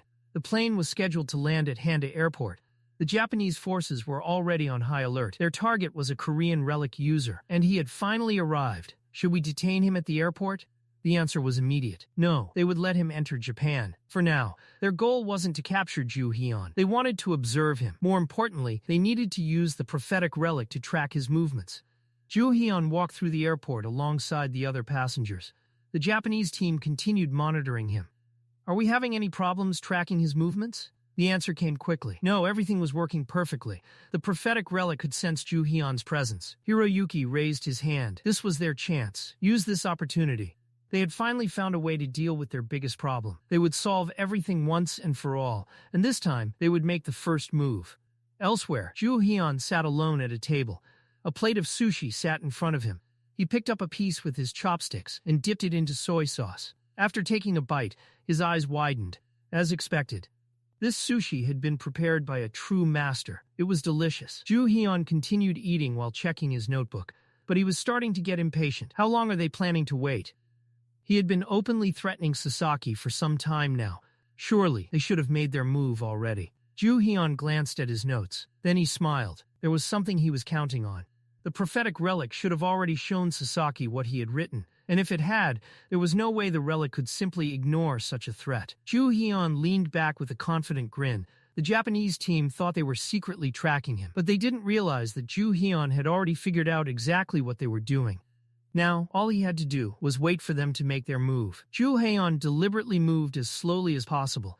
He knew the Japanese team had been struggling to track him for quite some time, so there was no reason to make things easy for them. If they wanted to find him, he would simply give them more time. Joo-Heon glanced around. By now, the Japanese soldiers should have already arrived. Meanwhile, a man hiding around the corner raised his index finger to his lips. Shh. The people on the other side quietly apologized. Sasaki approached the man wearing a white cap. Are you ready? The girl nervously nodded. Is this really okay? The man reassured her. According to their plan, Sasaki only needed to meet Joo-Heon's gaze. That was all. Once she looked directly at him, the prophetic relic would be able to track his future. The man explained that Joo-Heon didn't even know what Sasaki looked like, so everything should go smoothly.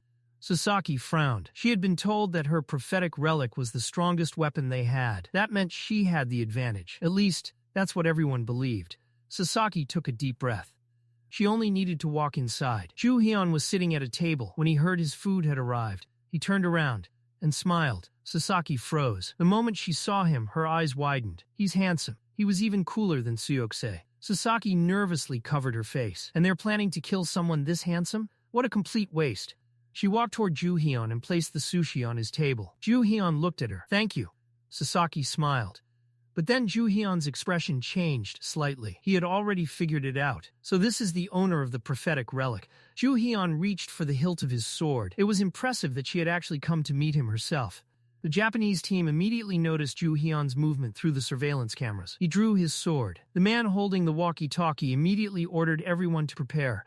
Sasaki is in danger. A soldier in a white cap tightened his grip on his weapon. What is she doing in there? Why hasn't she come out yet? The man sitting beside him looked equally confused. What is that girl thinking? Suddenly the door opened. Everyone froze. Sasaki stepped outside. But she wasn't running. She wasn't injured. And Joo-Heon wasn't chasing her. Instead, Sasaki suddenly turned around. Are you a fan of Appa? Joo-Heon stared at her. What? Sasaki smiled awkwardly. Sorry, are you an actor? The Japanese soldiers watching through the cameras were completely confused. Why did she close the door? One of them pointed at the screen. Look, Joo-Heon and Sasaki were talking. The soldiers assumed Sasaki was trying to gather information from him. Coordinate with Captain Mori. Joo-Heon stared at Sasaki. What did you just say? Sasaki raised her hand. Wait, she pulled out her phone. You probably don't understand me. After typing something, she held the phone in front of Joo-Heon. The message was written in English. I want to be friends with you. Joo-Heon stared at the screen. His expression twisted. What is wrong with this girl? How could she possibly be acting this casually? She was standing in front of someone the Japanese government considered a dangerous enemy. And instead of being afraid, she wanted to be friends. Joo-Heon smiled. Actually, this could work in his favor. He took the phone from her hands and typed something. When he turned the screen back toward her, Sasaki's eyes sparkled. She smiled happily. Meanwhile, the soldiers outside were growing impatient. Did you hear anything? Before they could get an answer, crash. A table suddenly flew through the doorway. The soldiers froze. What the hell? A rope suddenly dropped from above. Then another. And another. The soldiers screamed as the relic ropes wrapped around them. Within seconds, the entire group was tied up. One of them struggled helplessly. What is happening? Joo-Heon stepped out with Sasaki. He smiled. I knew you would try something like this. That's why he had already installed a relic beforehand.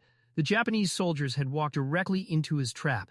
Joo-Heon and Sasaki continued down the hallway as the soldiers desperately shouted after them. Joo-Heon didn't even bother looking back. Don't worry about them. He had already made sure they wouldn't cause any more trouble. Then, Joo-Heon looked at Sasaki. Do you want to go on a date with me? Joo-Heon and Sasaki soon sat together at a table. Sasaki curiously watched him use his phone. Joo-Heon handed it back to her. Sasaki's eyes widened. Do you really want to go on a date with me? Then she immediately asked another question. Do you speak Japanese? Joo-Heon adjusted his jacket. A little. He glanced at her. Did you come here alone?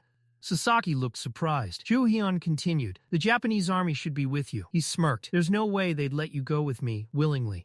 They don't exactly like me. Joo-Heon placed his hand on Sasaki's head. Let's run away together. He turned around. And don't fall behind. Sasaki blushed. He doesn't seem that scary anymore. The Japanese forces quickly realized what had happened. They chased after Joo-Heon and Sasaki. Stop. But Joo-Heon didn't slow down. Sasaki looked at him nervously. Is this really the man who's supposed to kill me? Eventually, they reached a quieter area. Joo-Heon stopped. That's far enough. Sasaki stood behind him. She suddenly remembered something. Oh no. She had left her prophetic relic at home. That meant she couldn't read Joo-Heon's future. But she wasn't afraid. Joo-Heon suddenly raised his sword.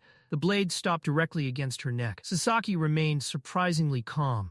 Joo-Heon narrowed his eyes. Don't make unnecessary noise. He held out his hand. Give me your phone. Sasaki handed it over. Joo-Heon smirked. Good girl. Then crack. He stepped on the phone and shattered it. Sasaki's eyes widened. What are you doing? Joo-Heon immediately placed a finger against his lips. Quiet. He rested the sword against her shoulder. I'm just getting rid of anything they could use to track us. Joo-Heon turned Sasaki around. If the Japanese forces tried interfering now, things would become annoying. Then he leaned closer. His voice dropped to a whisper. I know who you are. Sasaki froze. Joo-Heon looked directly at her. You're the owner of the prophetic relic. Tears appeared in Sasaki's eyes. She finally understood. This man wasn't simply dangerous. He had known everything from the beginning. A glass of ice juice sat on the table as Joo-Heon and Sasaki sat opposite each other. The waiter smiled politely. Please enjoy your stay. The door slowly closed behind him. Sasaki stared at it with tears in her eyes. Joo-Heon calmly ordered a rope. Bind her hands. Sasaki's eyes widened. You liar. She couldn't believe it. He had actually lied to her about the date. Joo-Heon simply smirked while eating his ice cream. What are you talking about? Aren't we having a great time? Sasaki burst into tears. Are you going to kill me like the relic predicted? Joo-Heon casually held up his spoon. That was my plan from the beginning. He pointed toward his bag. I even have Muramasa with me. If you had come any closer back then, I would have chopped your head off. Joo-Heon looked at her. You're just lucky you're stupid enough to have brought us this far. He placed a notebook on the table. Take out your relic. Sasaki nervously stuttered. I left it at home. Joo-Heon rolled up her sleeve. A strange mark was visible on her skin. This appeared after you started using the relic? He grabbed her hand. Touch it. Sasaki looked confused. By doing that, you can summon the relic. Joo-Heon couldn't believe what he was hearing. You don't even know the basics? Sasaki touched the mark. A moment later, the prophetic relic appeared. Joo-Heon sat down. Now start writing. He continued eating his ice cream. Write down everything you saw. Sasaki nervously stared at him. And if you miss even one line, Joo-Heon smiled. I'll kill you. With her hands tied, Sasaki began writing. Time passed. Joo-Heon had already finished his ice cream. The glass in front of him was empty, and he was now scrolling through his phone out of boredom. Suddenly, he looked up. Why did you stop? Sasaki's hand trembled. My hand hurts. She nervously asked how much more she had to write. Joo-Heon glanced at his phone. As much as what's written there. Sasaki stared at the enormous amount of writing. I'll give you the prophetic relic. She desperately begged him. Just let me go. Joo-Heon immediately refused. Keep writing. He wasn't interested in taking the relic. If he wanted it, he could have taken it himself. But the prophetic relic was an S-rank relic, one of the highest-ranked relics in existence. And there was another problem.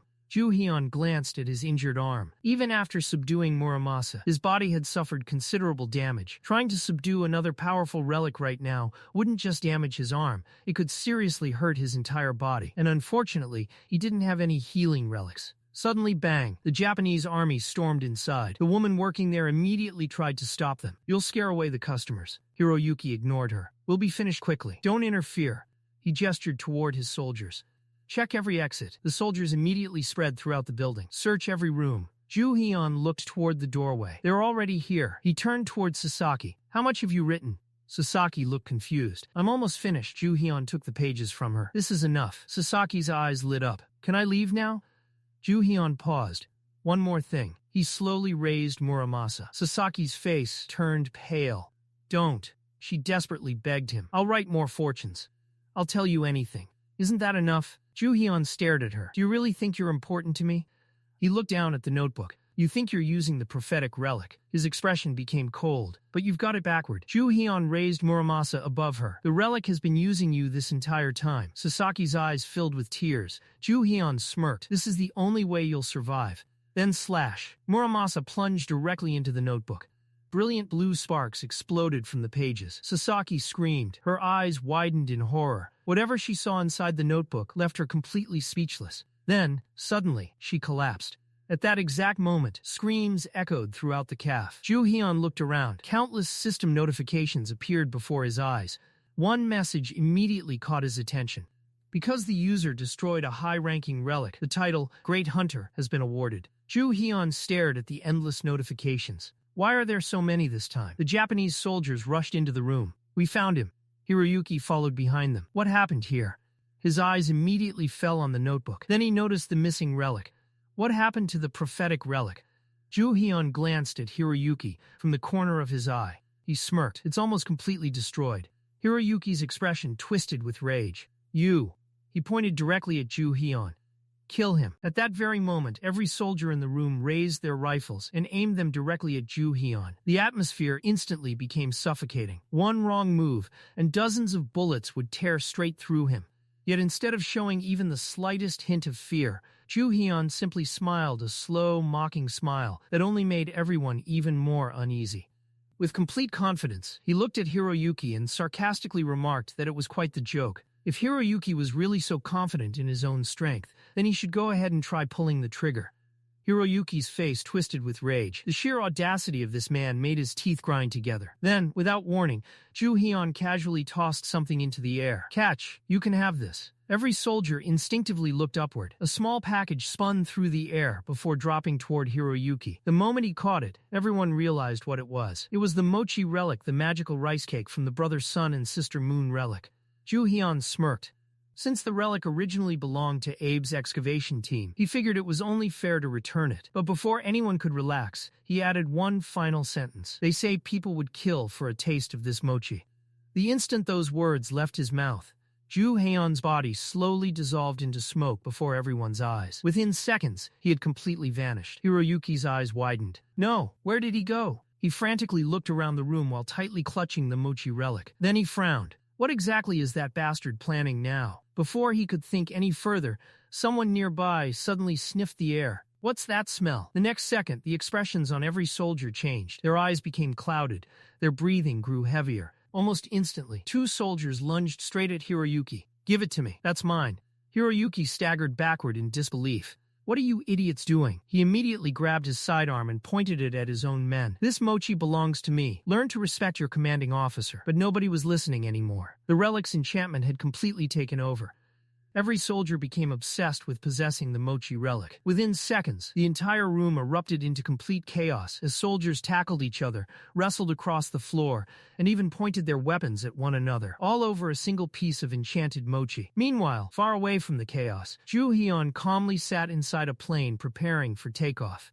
Looking out the window with a satisfied smile, he couldn't help but admire how useful that relic truly was. There wasn't a better escape relic anywhere in the world. The enchanted mochi didn't just captivate everyone who smelled it. It also instantly teleported its rightful owner to safety. Relaxing in his seat, he opened the notebook containing copies of the prophecy relic's predictions. Now that he finally had some peace and quiet, it was time to figure out what the prophecy had actually foretold about him. As he flipped through the pages, he remembered something important. The TKBM group had been supporting relic research in Japan for years. If Sasaki Yuka had ever crossed paths with Chairman Kwon, then the prophecy relic should have recorded something about him as well. Carefully turning each page, Joo-Heon searched for any prediction connected to the mysterious chairman. Eventually, he found it. His eyes narrowed as he quietly read the prophecy. It stated that within 1 month, he would descend into an underground world overflowing with greed and desire. Beneath that prediction was another chilling sentence. There, the great calamity shall begin. Joo-Heon lowered the notebook slightly. An underground world overflowing with greed and lust. There was only one place that description could possibly refer to. Midas, the world's largest underground relic auction, hidden beneath Las Vegas. A place where priceless relics, stolen treasures, and unimaginable wealth exchanged hands every single day. Joo-Heon recalled the 2 men he had sent to infiltrate Midas. They were gathering information on Chairman Kwon, because the initials JK matched 3 different individuals connected to the auction. One of them had to be Kwon Seok-won. It seemed the prophecy relic had been pointing directly toward him all along. Joo-Heon leaned back in his seat and continued reading. The final sentence still bothered him. The Great Calamity. Closing his eyes, memories from his previous life resurfaced. He remembered countless crimson beams piercing the heavens, ancient tombs appearing across every continent, relics awakening everywhere, the entire world collapsing into chaos. That was the Great Calamity. It was the event that revealed the existence of relics to the entire world. After that day, tomb raiding became one of the most dangerous and profitable occupations on Earth. But something didn't add up. According to Joo-Heon's memories, the Great Calamity wasn't supposed to happen this early. As the aircraft slowly began preparing for landing, he read the prophecy once more. One particular line immediately caught his attention.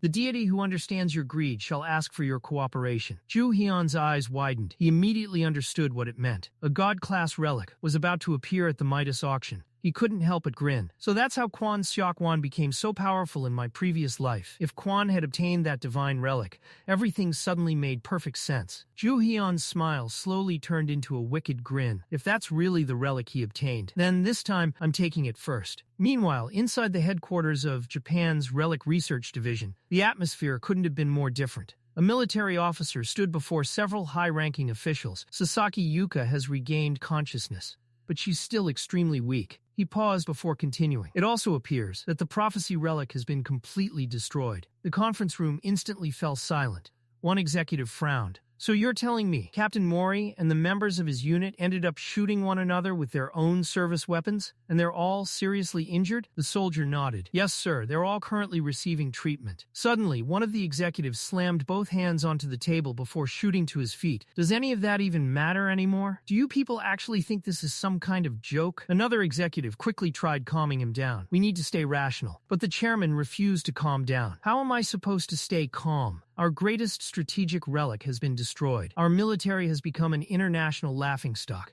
and one man is responsible for all of it. A young woman quietly stepped into the hallway while speaking on her phone. She calmly reported that the prophecy relic had been destroyed. Japan's self-defense forces had also suffered tremendous losses during the incident. The man on the other end immediately exploded with anger. You're telling me one person did all of this? The woman continued walking through the corridor. Based on everything we've confirmed, yes, it was all done by a single individual. Hearing that answer, the man couldn't hide his disbelief. Who the hell is this lunatic? The camera shifted, revealing the enormous TKBM Corporation logo displayed prominently on the wall. The woman respectfully asked what their next course of action would be. Should we seek revenge for everything we've lost? There was a brief silence. Then the man calmly answered, No, we won't seek revenge. The woman stopped walking. She couldn't understand his reasoning. But we've lost years of research. Our investment in relic studies has practically been wiped out. The man stood beside a massive office window overlooking the city skyline. Without raising his voice, he calmly replied, That's one way of looking at it. But there's another. If someone possesses enough power to destroy the prophecy relic without hesitation, then that person is far more valuable as an ally than as an enemy. The woman frowned. She wasn't convinced. He destroyed one of the world's most important relics without showing even the slightest hesitation. What happens if he destroys one of our company's relics next? What if he destroys the president's relic? A slow smile spread across the man's face. Rather than looking worried, he almost looked excited. Then he quietly laughed. That won't happen, as long as we pay him well. He adjusted his glasses before continuing. Money. There is nothing in this world that money cannot buy. After a brief pause, he gave his final order. For now, keep watching Joo-Heon. I want to know everything he does. The woman nodded silently. Meanwhile, on the other side of the world, Las Vegas, Nevada was alive with dazzling lights, despite the late hour. Beneath the glittering skyline, inside one of the city's most luxurious hotels, seated beside the enormous window was Joo-Heon, calmly sipping a glass of juice. He stared out at the sea of neon lights before placing his glass back onto the table with a faint sigh. They're late. His voice carried obvious annoyance. I told those idiots exactly when to get here. Just then, loud voices echoed from the restaurant entrance. Joo-Heon glanced sideways. There stood Hyun, accompanied by his partner, arguing with one of the hotel's security guards. The guard blocked their path with a professional smile while repeatedly explaining the rules. Hyun immediately spotted Joo-Heon sitting across the restaurant. There he is. We're with that guy over there. We've got business to discuss. The guard, however, remained unmoved. I'm sorry, gentlemen. This restaurant is reserved exclusively for registered guests attending the Midas auction. If you are not official participants, I'm afraid I have to ask you to leave. Hearing that only irritated Hyun even more. Will you shut up already? We're telling you we're here for him. Joo-Heon rested his cheek against one hand, quietly watching the argument unfold with an exhausted expression. The guard sighed. If you continue disturbing our guests, we'll have no choice but to escort you out by force. Hyun completely lost his temper. What are you even saying?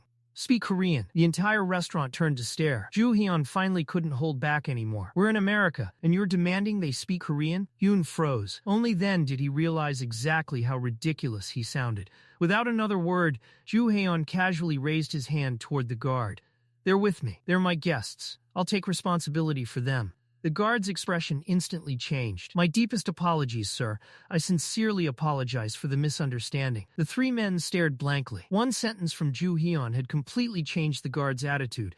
As soon as he disappeared, Hyun turned toward Joo-Heon with his jaw hanging open. You can actually speak English? A sarcastic grin appeared on Joo-Heon's face. That's not important. Sit down. Tell me what you found. A short while later, Hyun slid a small notebook across the table. We investigated everyone with the initials SK who will be attending this month's auction. Joo-Heon quietly flipped through every page. His eyes scanned the information one name at a time. Then, a satisfied smile slowly spread across his face. Perfect. He had found exactly what he had been looking for. Looking at Hyun and the others, he silently admitted they had proven more useful than he'd expected. Unable to contain his curiosity, Hyun pointed across the table. So, did you find your guy? Without looking up from the notebook, Joo-Heon calmly answered. I did. He tossed the notebook onto the table. So this is the fake identity that Kwon Tae-jun used in my previous life. His suspicion had been confirmed. Closing the notebook, Joo-Heon picked up a luxurious green catalog lying beside it. This catalog listed every relic scheduled to appear at tonight's Midas auction. Quietly flipping through its pages, he thought to himself, if Tae-jun personally came here, then there has to be something extraordinary being sold tonight. I already confirmed that much beforehand. Slowly turning each page, he carefully examined every relic listed inside. There were priceless historical artifacts, ancient weapons, lost treasures, legendary relics from every civilization imaginable. Joo-Heon studied every single item. If the prophecy was correct, then somewhere in this catalog should be a god-class relic. Yet, no matter how many pages he turned, there wasn't a single relic worthy of that description. His brows slowly furrowed. That's strange.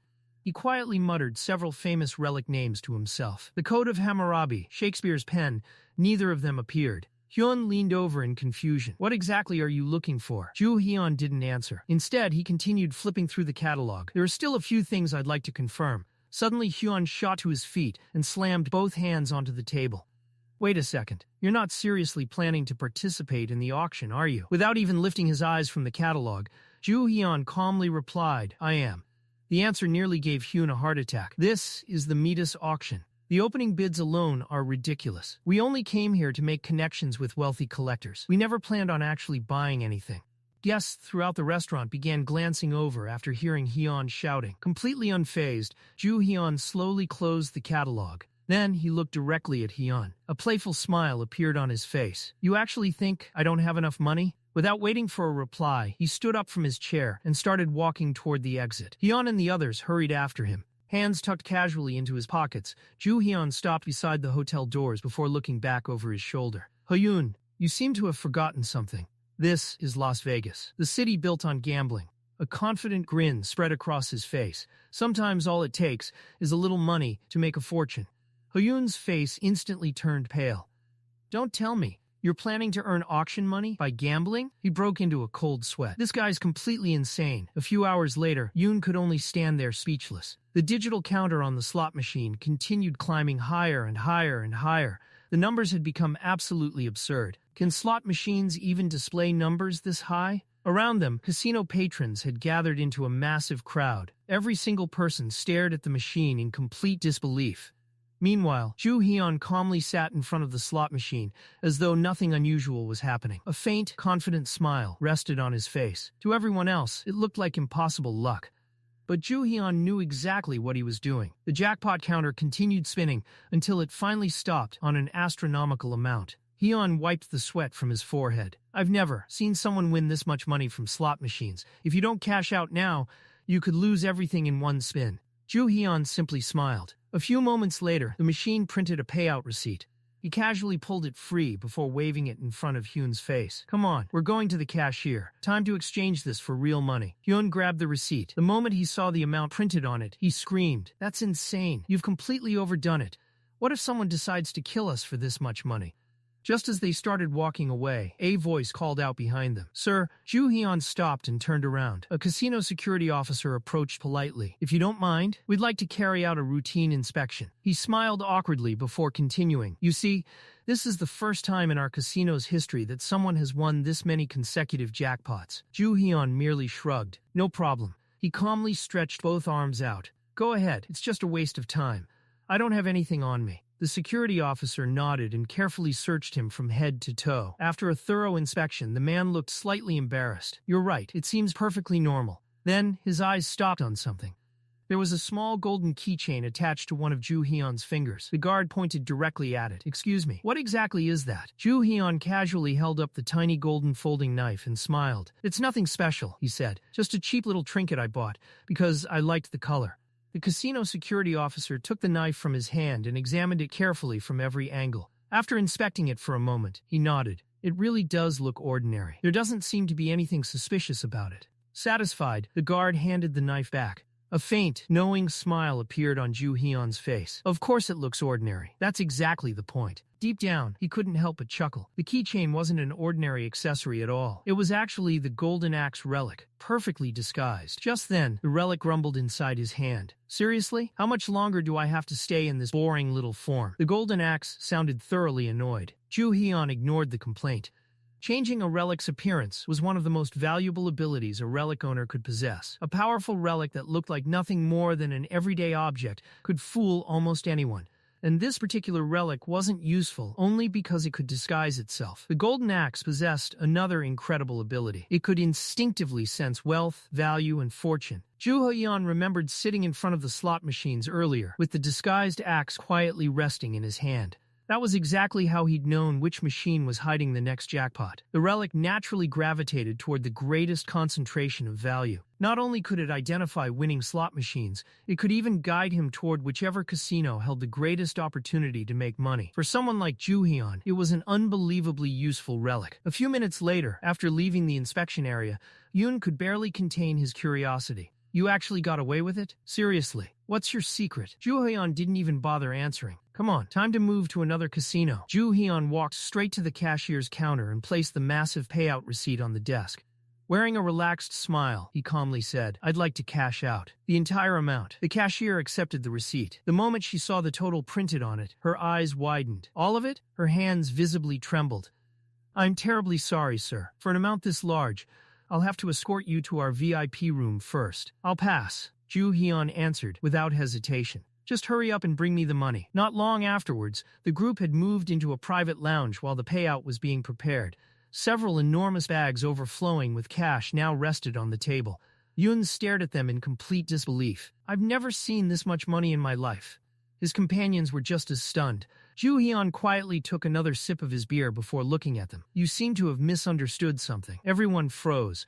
"This money isn't yours." Silence filled the room. The three men awkwardly forced smiles onto their faces. "Oh, of course, we knew that," although judging by their expressions, they clearly hadn't.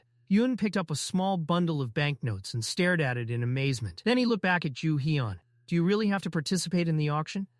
Wouldn't it be smarter to take all this money and go back to Korea?" Joo-Heon calmly shook his head. No, for him, gambling had never been the objective. The money itself wasn't his goal either. The only reason he'd come to Las Vegas was to obtain the relics hidden inside the Midas auction. And, if he wanted to stand on equal footing with Kwon Tae-jun in the future, he would need far more money than this. Setting his empty beer glass back onto the table, Joo-Heon stood up. "Finish eating. We're heading out. The second round starts now." Hyun nearly choked. "You're gambling again?" Cold sweat rolled down his forehead. A short while later, the group arrived at another famous casino. Goodbye World Casino. Inside Joo-Heon's pocket, the disguised golden axe suddenly laughed. "Heh, I can smell money everywhere." Then it complained again. "So when are you finally changing me back to my original form?" Joo-Heon simply held up the tiny golden folding knife. "Enough talking. Just find me the next jackpot." The golden axe instantly became enthusiastic. "Got it. Leave it to me. Let's see where all the money's hiding." Just then, several system notifications suddenly appeared in front of Joo-Heon. He blinked. Another message immediately followed. Joo-Heon frowned. He understood why. Places overflowing with greed, desire, suffering, and obsession were paradise for relics. Casinos were practically heaven to them. "I hate giving these damned relics what they want," he muttered quietly. Tightening his grip around the disguised golden axe, he planned to earn enough money as quickly as possible before leaving.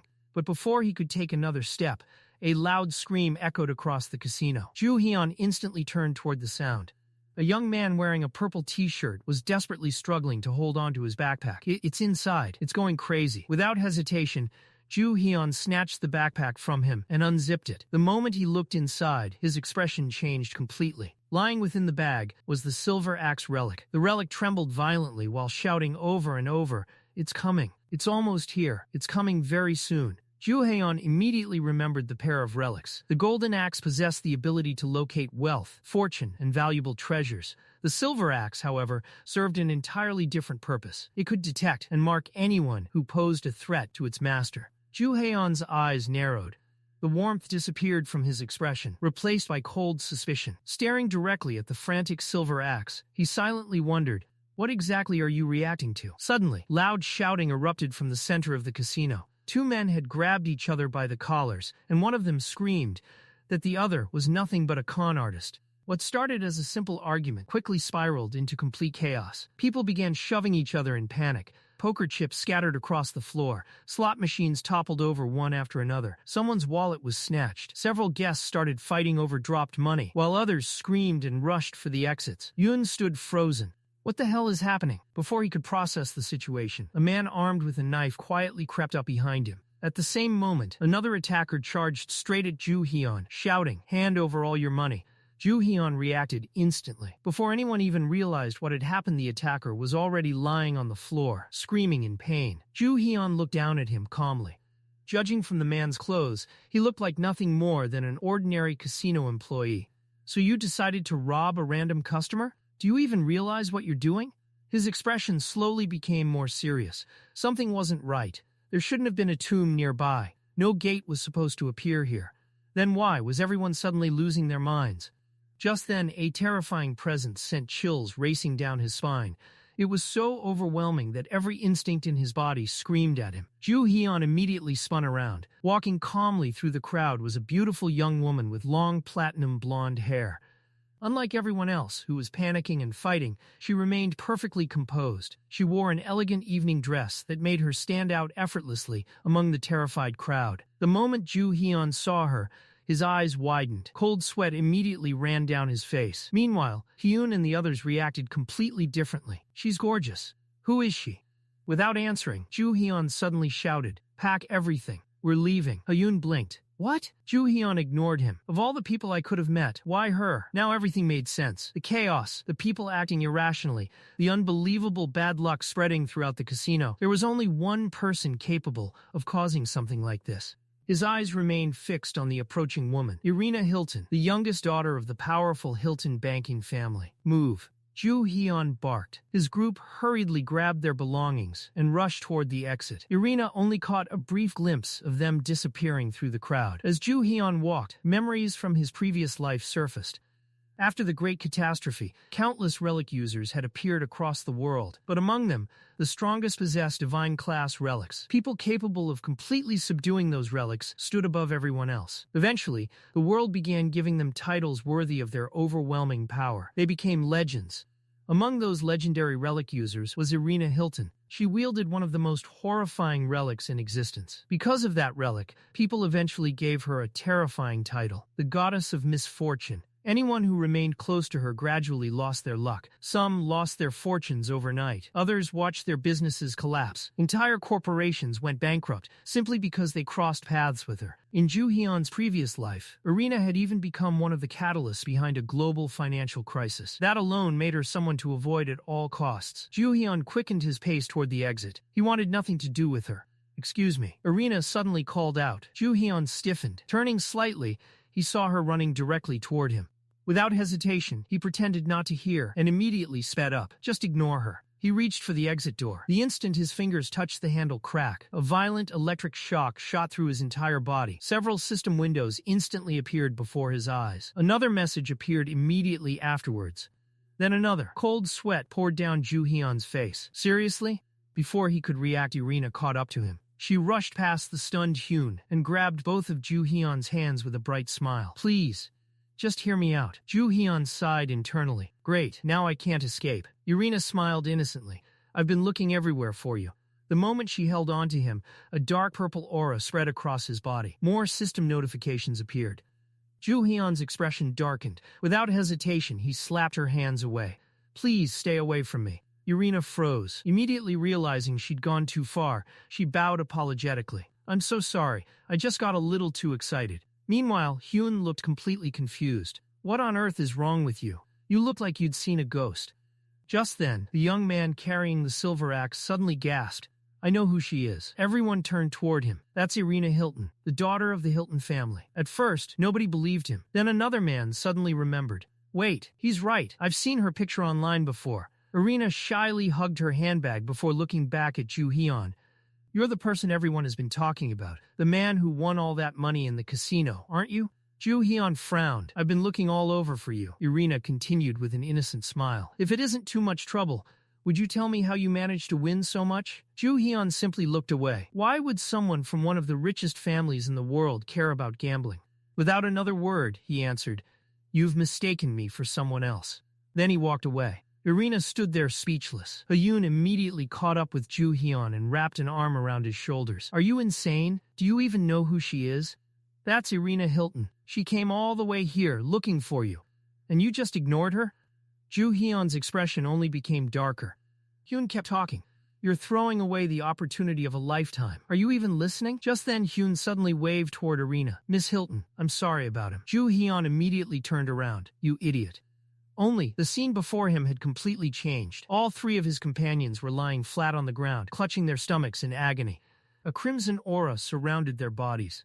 They groaned in pain. My stomach, it hurts. Joo-Heon pinched the bridge of his nose. Idiots. He walked over and dragged them to their feet. I told you to stay away from her. A little later, Joo-Heon and Hyun sat together in a quiet park outside the casino. Joo-Heon looked at him seriously. Listen carefully. No matter what happens, stay away from Irina Hilton. At all costs. Hyun blinked. Why? Instead of answering, Joo-Heon stood up. When those idiots recover, find somewhere safe. Guard the money. Hyun frowned. Where are you going? To the auction. As soon as I'm finished, I'll call you. Bring the money when I do. As he walked away, Joo-Heon couldn't help feeling irritated. Originally, he had planned to earn much more money before the auction began. But now, that was no longer an option. With Irina's cursed aura affecting his luck, continuing to gamble would only end in disaster. There was no choice. He would have to enter the auction with the money he already had. A short while later, Joo-Heon stepped inside the luxurious auction hall. The enormous venue was already packed with wealthy collectors, businessmen, and influential figures from around the world. Blending naturally into the crowd, he silently made his way toward the entrance. Irina shouldn't have any reason to follow me here. Just then you're blocking the entrance. A cold voice interrupted his thoughts. Joo-Heon turned around. Standing before him was a young man wearing glasses. His expression was filled with arrogance. This entrance is reserved for VIP guests. Ordinary people use the other entrance, so move. Joo-Heon stared at him for a moment. Then his eyes narrowed. Yoon Shi-Hoo, Kwon Tae-jun's trusted right-hand man. He looked much younger than Joo-Heon remembered from his previous life. If Shi-Woo was here, then there was only one conclusion. He was here too. A few seconds later, Kwon Tae-jun himself walked toward the entrance. Shi-Woo immediately smiled respectfully and stepped aside. Chairman, this way. Joo-Heon's fists unconsciously tightened. At last, he had finally come face to face with the man who had ruined his previous life. Memories flooded back instantly. He remembered lying in a pool of his own blood. He remembered Tae-jun looking down at him with complete indifference. Even now, Joo-Heon could still picture that monstrous creature opening its enormous jaws. Back then, even as death approached, he had sworn to himself that if he ever became a ghost, he would drag Kwon Tae-jun into hell with him. But this time, things were different. In this life, the hunt had already begun. Completely unaware of the hatred burning only a few meters away, Kwon Tae-jun glanced briefly at Joo-Heon before calmly walking deeper into the auction hall with Shi-Ho beside him. He didn't recognize him. A confident smile spread across Joo-Heon's face. This auction was different from the last one. In his previous life, Kwon Tae-jun had walked away with countless priceless relics, but this time, Joo-Heon intended to claim every relic worth having. Just as he was about to move farther into the auction hall, loud shouting suddenly erupted behind him. People began pulling out their phones one after another. What the hell? My stocks just crashed. Another man stared at his screen in disbelief. I've lost everything. What is going on? Someone else repeatedly pressed the power button on his mobile. My phone isn't working. Joo-Heon slowly scanned the crowd. Something felt wrong. Then his eyes landed on a familiar figure. Irina Hilton. She was standing only a short distance away. Joo-Heon's eyes widened. She actually followed me here? As if sensing his gaze, Irina looked directly at him. Out of the hundreds of people surrounding them, she had somehow found him immediately. Irina called out as she hurried toward him. Please listen to me. Joo-Heon sighed in frustration and immediately turned away. But before he could get far, bang. He walked face first into a glass door. Clutching his nose, he grimaced in pain. Irina quickly rushed over. Are you all right? Joo-Heon slowly looked up at her with an irritated expression. Do I look all right? Then, he pointed directly at her. Stop following me. Everything that's happening is because of you. Irina lowered her head before giving a bitter smile. You're right, and that's exactly the problem. Joo-Heon frowned. What kind of answer was that? Irina stepped closer before speaking quietly. I don't know if you'll believe me, but I think I bring bad luck to everyone around me. Joo-Heon remained silent. I wish I could be lucky like you. If I were, maybe the people around me could finally be happy. For a brief moment, Joo-Heon remembered the woman he knew from his previous life. The goddess of misfortune, the terrifying relic user whose existence had ruined countless lives. Entire businesses had collapsed because of her. Yet, the timid young woman standing before him looked nothing like that terrifying figure. Irina gently held both of his hands. Joo-Heon couldn't understand her behavior. Was she acting? Or was she genuinely this innocent? He quietly pulled his hands away. But Irina stepped even closer. Please, can you tell me how to become lucky like you? I'm begging you. Just then, a system notification suddenly appeared before Joo-Heon's eyes. Irina continued speaking. If it's money, I'll gladly pay you, no matter how much you want. At that exact moment, another notification appeared. Joo-Heon blinked. More messages rapidly appeared one after another. His eyes narrowed. The silver relic pill he had consumed earlier had granted him the tolerance ability. He had known the skill existed, but until now, he hadn't fully understood how it functioned. Now, as system messages continued appearing, everything suddenly became clear. His tolerance skill wasn't simply resisting poison. It was adapting, growing stronger every time his body endured a relic's harmful effects. Joo-Heon slowly smiled. He looked directly into Irina's eyes. Are you feeling all right? Irina immediately looked embarrassed. I'm sorry, my request was too sudden. She smiled awkwardly. Looking into her innocent eyes, Joo-Heon reached a conclusion. If his guess was correct, then there was no longer any reason to avoid her. Quite the opposite. Every second he remained near Irina, her relic's curse continued strengthening his tolerance skill. Not only that, her cursed aura was silently sabotaging everyone else around her, which meant every other bidder at the auction would gradually lose their luck. It was the perfect situation. He would strengthen himself, while weakening every competitor. Two birds with one stone. His eyes drifted toward another corner of the hall. Kwon Tae-jun stood there shouting furiously at one of his subordinates. What do you mean our factory in China caught fire? What exactly happened? His assistant Byung-sik trembled nervously. I only just received the report, Chairman. Kwon Tae-jun's expression darkened. What about today's shipment? Will everything still arrive on schedule? Joo-Heon quietly watched the scene unfold. Why are you still standing there? Kwon Tae-jun roared. Go! Call them back. I want answers immediately. Joo-Heon smiled to himself. Even Kwon Tae-jun had fallen within Irina's range. If this had happened during his previous life, Kwon would have immediately fled the area. That meant something important. He still didn't know about the existence of the goddess of misfortune. Joo-Heon's smile slowly widened. The enemy of my enemy is my friend. This girl was going to be far more useful than he had expected. Irina's face immediately brightened when Joo-Heon finally spoke. Your proposal doesn't sound so bad. She looked at him hopefully. Joo-Heon extended his hand. Obtaining good luck isn't easy. Irina nodded enthusiastically. I understand. Joo-Heon smiled. Then we'll need to discuss the details. He glanced toward the entrance to the auction hall. I'll be attending the auction shortly. Then he looked back at her. Would you mind accompanying me? I'll understand if you refuse. The tickets are incredibly expensive. Irina blinked before happily waving her handbag. That's not a problem at all. Joo-Heon smiled inwardly, just as he expected. For someone from the Hilton family, buying an auction ticket was no different from buying a packet of chewing gum. I'll go get one right away. Irina happily ran off toward the registration desk. Joo-Heon quietly watched her disappear into the crowd. He couldn't help wondering, what exactly turned this kind-hearted girl into the terrifying goddess of misfortune he remembered.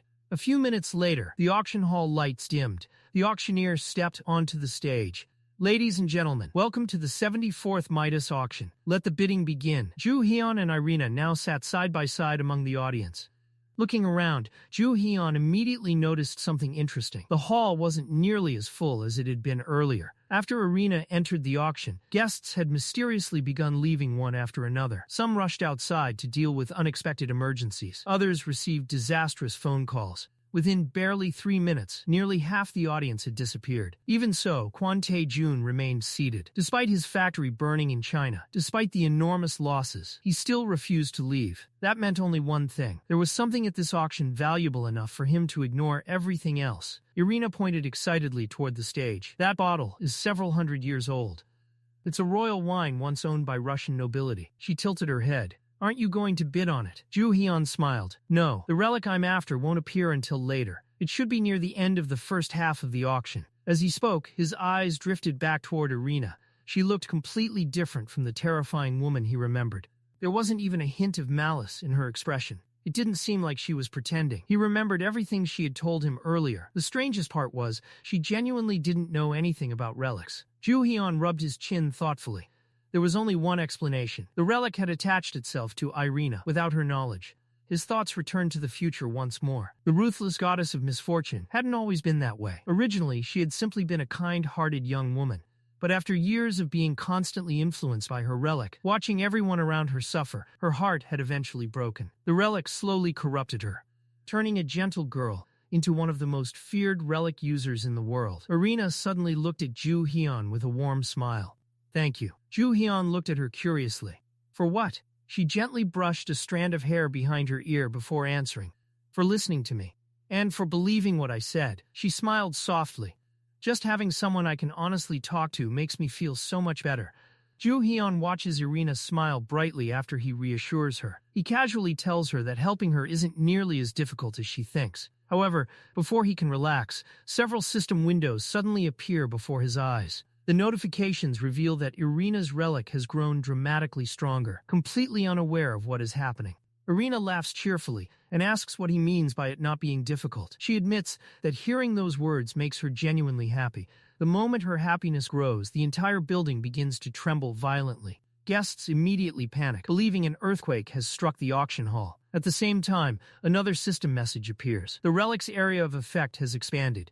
A terrifying wave of misfortune spreads throughout the building. Joo-Heon's relics begin suffering severe damage, while the cursed aura relentlessly attacks everything around him. His expression hardens as he realizes the situation has become even worse than before. Looking at the completely innocent Irina, Joo-Heon can't believe the truth. The happier she becomes, the stronger the curse surrounding her grows. Fortunately, another notification catches his attention. His tolerance skill is increasing at an incredible rate. Although the constant exposure is strengthening his resistance, he knows there's a limit. If Irina continues getting happier, every relic he possesses could end up completely destroyed.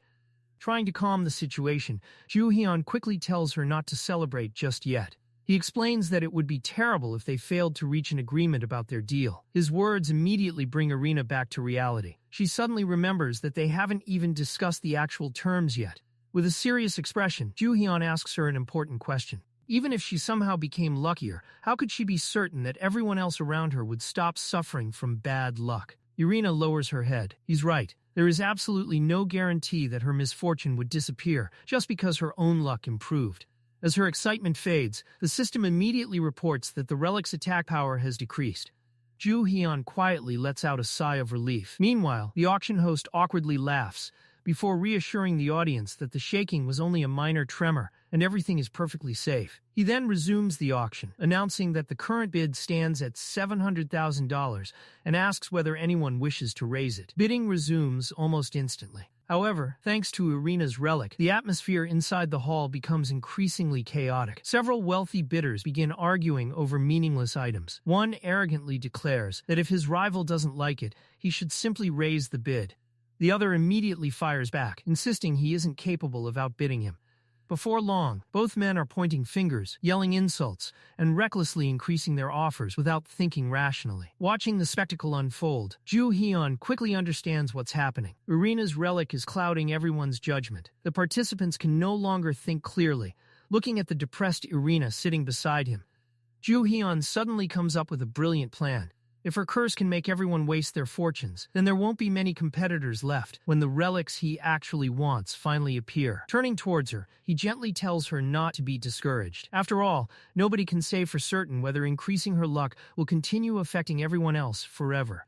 Then, he smiles. It's time to begin their real negotiation. Irina eagerly listens as Joo-Heon explains that he truly knows a method capable of improving her luck. Her eyes widen. She nervously asks whether he's telling the truth. Joo-Heon simply smiles without answering directly. As the conversation continues, he deliberately tells her encouraging things that lift her spirits. He promises that he'll help solve all the problems that have haunted her for so long. Every reassuring word makes Irina happier. And every time her happiness increases, the cursed relic's aura grows even stronger. The disastrous effect immediately spreads throughout the auction hall. One by one, wealthy collectors completely lose control of themselves. People begin bidding insane amounts of money on ordinary relics they don't even need. They recklessly fight over almost every single lot, burning through their fortunes without hesitation. By the time the auction reaches its later stages, nearly everyone has already wasted enormous amounts of money. Now, whenever the relics Joo-Heon actually wants appear, there are barely any serious bidders left. He calmly raises his paddle and effortlessly purchases relic after relic. Only one person continues competing against him. Chairman Kwon Tae-jun. There are still several valuable relics the old man refuses to give up. Joo-Heon immediately realizes why. Unlike everyone else, Kwon Tae-jun isn't completely overwhelmed by Irina's curse. His powerful relic control allows him to resist part of its influence. Even so, Joo-Heon remains confident. His knowledge of relics is far superior. He already knows that many relics Kwon Tae-jun is desperately chasing aren't nearly as valuable as the ones Joo-Heon has chosen. As he quietly writes notes inside his notebook, he reviews everything he has already obtained. The Code of Hammurabi, Shakespeare's pen, Marie Antoinette's pendant. But despite collecting all of them, the divine-grade relic mentioned in the prophecy still hasn't appeared. Joo-Heon frowns. The auction is already approaching its conclusion. Just then, Irina nervously asks whether he truly intends to honor their agreement. She admits it almost feels as though he's simply buying time. Letting out a small sigh, Joo-Heon apologizes. He closes his notebook before telling her it's finally time to become serious. Once the auction ends, they'll move somewhere quieter and discuss every remaining detail of their deal. However, before either of them can stand, the auction host suddenly announces a special final event. He proudly reveals the last item of the evening. A small tree is wheeled onto the stage. The host introduces it as a mysterious almond tree that has recently become the center of enormous public attention. The instant Joo-Heon sees it, his eyes widen. Kwon Tae-jun immediately stares at it as well. Inside the flower pot stands a tiny tree, radiating an extraordinary presence. At that very moment, Joo-Heon hears a voice echo inside his mind. The tree complains that it's tired of surviving under such pitiful lighting before arrogantly demanding proper praise. Joo-Heon's heart skips a beat. He immediately recognizes it. A divine-grade relic. Not only that, it's an incredibly rare healing-type divine relic. Without hesitation, Joo-Heon rises to his feet and raises his bidding paddle. No matter what happens, he absolutely must obtain it. Almost simultaneously, Kwon Tae-jun raises his paddle as well. Both men instantly understand that neither intends to back down. Joo-Heon recalls the relic's history. Qin Shi Huang, the legendary emperor who sought eternal life, spent countless years sending his followers across the world searching for the mythical elixir of immortality. After an endless search, they finally discovered it. That legendary elixir was none other than this very tree. Memories from his previous life flood back. Back then, this relic belonged to Kwon Tae-jun. Because Joo-Heon's body was constantly being destroyed by powerful relics, he desperately needed the tree's miraculous fruit just to stay alive. Kwon Tae-jun exploited that weakness. Instead of giving him freedom, he only handed over the fruit whenever Joo-Heon obeyed his every command. Staring directly at the old man, anger burns inside Joo-Heon's eyes. This time, history will not repeat itself. No matter the cost, that relic will become his. Meanwhile, the auction host laughs loudly before joking that it's no surprise several gentlemen seem interested. After all, the fruit of the tree is famously believed to restore male vitality. Both Joo-Heon and Kwon Tae-jun instantly freeze in embarrassment. Without saying a word, Joo-Heon slowly raises his bidding paddle even higher. Beside him, Irina blushes awkwardly. The bidding begins at $200,000. Joo-Heon immediately raises it by another $100,000. Kwon Tae-jun answers without hesitation. Back and forth they go until the price quickly reaches $800,000. Then new bidders suddenly join the competition. Without warning, Kwon Tae-jun calmly announces an astonishing bid of $10 million while glaring directly at Joo-Heon. Joo-Heon instantly realizes the old man also knows this relic's true value. Clenching his fist, he understands one painful truth. No matter how much knowledge he possesses, he simply cannot compete with Kwon Tae-jun's financial power. Turning towards Irina, Joo-Heon quietly tells her that their agreement begins right now. He promises that if she helps him obtain this relic, he will personally find a way to solve the curse that's been tormenting her. In return, he asks her to purchase the relic for him. Irina smiles warmly. The proposal benefits both of them. Without hesitation, she agrees. Then, with complete confidence, she tells him not to worry about the money. The bidding continues climbing higher and higher. $20 million, $30 million, $50 million. The remaining guests stare in complete disbelief after Irina suddenly joins the bidding war. The host excitedly asks whether anyone else wishes to continue. Without even blinking, Kwon Tae-jun calmly raises the bid to an unbelievable $100 million. The entire auction hall falls silent. Everyone begins whispering about the unimaginable amount of money. Joo-Heon quietly looks away. He already knows the truth. Anything beyond $100 million is completely beyond his reach. From the very beginning, this was never a battle he could win with money alone. The host scans the silent room before announcing once again. The current highest bid is $100 million. Is there anyone else willing to bid? Irina calmly raised her hand and announced a bid of $300 million. The entire auction hall fell silent. Even the host looked stunned by the unbelievable amount. Joo-Heon smiled to himself. This was exactly the moment he had been waiting for. Kwon Tae-jun narrowed his eyes at Irina before slowly standing up. Staring directly at her, he calmly increased the bid to $320 million.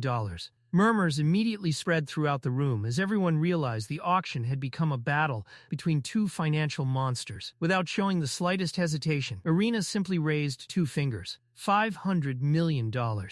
The room exploded into chaos. Even the host struggled to hide his disbelief. Kwon Tae-jun's expression darkened while his assistant Yoon Si-woo hurriedly stepped closer and urged him to stop. There's no point, Chairman. That woman is Irina Hilton, the youngest daughter of one of the richest families in the world. The amount of money at her disposal is beyond imagination. Joo-Heon quietly watched the scene unfold with a satisfied smile. Still unwilling to lose, Kwon Tae-jun glared across the room, but after a long moment of silence, he finally lowered his hand. The auctioneer struck the hammer. The elixir tree was officially sold to Irina Hilton for $500 million. A short while later, Joo-Heon and Irina sat together at a private table. Taking a sip of his whiskey, Joo-Heon looked at her and casually remarked that even for someone as wealthy as her, $500 million was an enormous amount of money. Irina simply smiled. To her, the price hardly mattered. Instead, she was far more interested in one thing. So, how are you going to solve my problem? She had been thinking about it the entire time. Maybe Joo-Heon planned to share some of his incredible luck with her. Or perhaps he owned some kind of lucky charm, like a rabbit's foot, that could cancel her bad fortune. Joo-Heon smiled faintly before shaking his head. He told her he had no lucky charm to give her. Irina's face immediately fell. So, you tricked me? She looked genuinely disappointed. Joo-Heon raised a hand to stop her. Not exactly. Hear me out first. Leaning forward, he folded his hands together and explained that her situation couldn't be solved with ordinary charms or lucky objects. The real problem was something much deeper. There's something inside your body that needs to be removed. Irina blinked in confusion. What do you mean? Joo-Heon explained that she simply needed to hand over one specific thing she possessed. Although he kept his calm expression, his thoughts were completely different. The only real solution was to remove the god-class relic of misfortune attached to her. If he could obtain that relic for himself, not only would Irina finally be freed from its curse, but he would also gain one of the strongest relics imaginable. It was the perfect outcome. Holding out his hand, Joo-Heon asked if she had ever noticed a strange object that constantly stayed with her no matter where she went. If she gave that object to him, her problem should disappear. Irina thought carefully before slowly shaking her head. She couldn't remember owning anything like that. Joo-Heon frowned. That's impossible. He asked whether she had ever tried throwing away everything she carried with her. Surely one of those items had to be the relic. Irina looked embarrassed. I already tried, but everything I threw away somehow came back. That answer caught Joo-Heon off guard. This wasn't behaving like a normal relic at all. After thinking for a moment, he leaned forward, again. Then, do you have a tattoo? A tattoo that suddenly appeared one day? Irina gasped. Her reaction was answer enough. Joo-Heon immediately understood. Relics were generally divided into two categories. The first type consisted of common relics, which anyone could use. However, they always came with limits on how much power they could unleash. The second type was personal relics. Whenever someone formed a bond with one of these relics, a mysterious tattoo would appear somewhere on their body. That mark served as proof that the relic had personally chosen its owner. Unlike common relics, personal relics had no usage limit, but only their chosen owner could ever use them. It was exactly the same phenomenon that had happened with Sasaki Yuka, whose prophecy relic had left a mark on her arm. Irina quietly opened her handbag. Meanwhile, Joo-Heon's thoughts grew even darker. Many of the most powerful relics from his previous life had belonged to the personal relic category. Irina then pulled out her phone. I can't really show you, but I do have a picture. She handed the phone over. The moment Joo-Heon looked at the image, his expression changed. Dark, smoky markings covered large portions of Irina's arms and body. His heart immediately sank. Irina noticed the sudden change on his face. What's wrong? Is something bad? Joo-Heon silently handed the phone back. He had finally figured it out. Irina wasn't carrying an ordinary personal relic. She was infected by a parasite relic. Parasite relics were among the rarest and most dangerous relics in existence. Instead of simply choosing an owner, they forcibly invaded a person's body and lived inside them. Because Irina's parasite was a god-class relic capable of spreading unimaginable misfortune, Joo-Heon had originally expected something like the legendary Golden Apple of Discord. Instead, he had no idea what relic this actually was. Looking at the frightened girl sitting across from him, Joo-Heon realized something important. Right now, he had no way to remove the relic from her body. Taking out a piece of paper, he quickly wrote down his phone number before handing it to her. I thought this would be simple, but I was wrong. When we have more time, let's meet again. We'll figure out a solution together. Irina accepted the note with a bright smile as Joo-Heon stood up to leave. If he couldn't obtain the relic today, then making Irina Hilton his ally was the next best option. Building strong allies would prove invaluable in the future. Turning his attention toward the elixir tree, Joo-Heon smiled.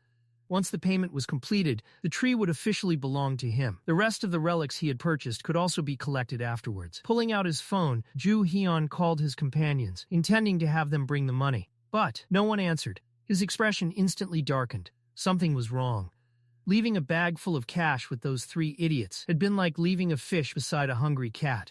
Without hesitation, Joo-Heon dialed another number. As soon as the call connected, he calmly said he had a small favor to ask. It's nothing difficult, and I'll make sure you're rewarded generously. Meanwhile, Hyun and the other two men were sprinting through a dark alley. The man in the purple shirt laughed nervously, saying that as long as they kept running, nobody would ever catch them. Another complained that the bags were unbelievably heavy and begged for a short break. Hyun finally stopped to catch his breath before grinning. Let's rest for a minute. He looked at the others. We still have the bags, right? The three of them burst into laughter. They were carrying enough money to live comfortably for the rest of their lives. But the celebration lasted only a second. Something slammed into the wall just inches from Hyun's head. The laughter vanished instantly. Joo-Heon slowly stepped out of the darkness. His eyes were filled with killing intent.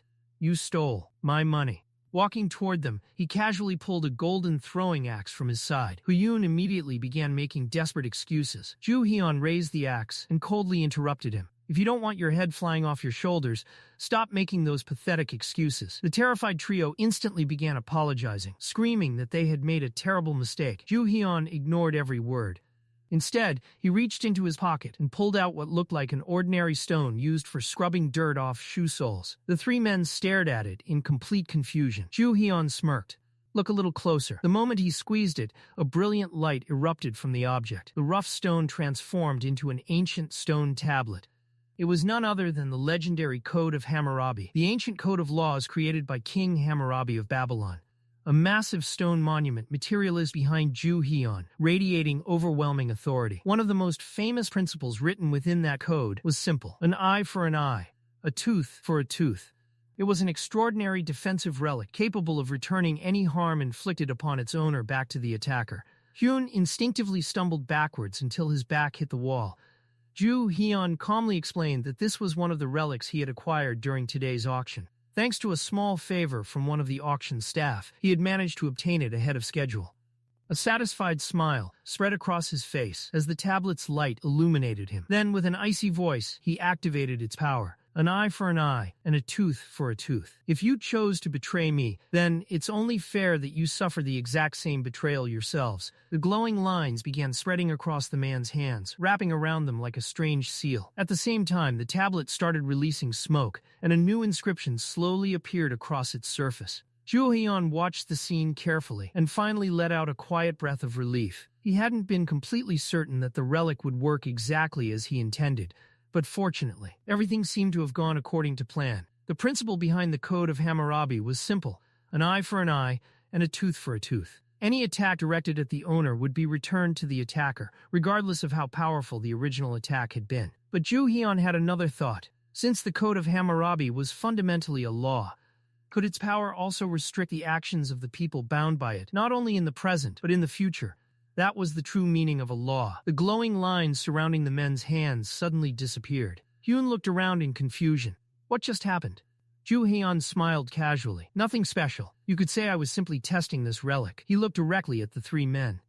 From now on, as long as you don't betray me, nothing will happen to you. His smile became colder. But if you ever try something like this again, Joo-Heon paused, your bodies will be torn apart. The system immediately responded. Joo-Heon turned toward Hyun. You can consider yourself to have signed a contract to become my slave. Hyun's face twisted with displeasure. On what basis? His two companions quickly whispered into his ear. Judging by their expressions, they had realized that Joo-Heon probably wasn't bluffing. After all, that enormous stone pillar had appeared behind him, and something about the relic's power was clearly different from anything they had seen before.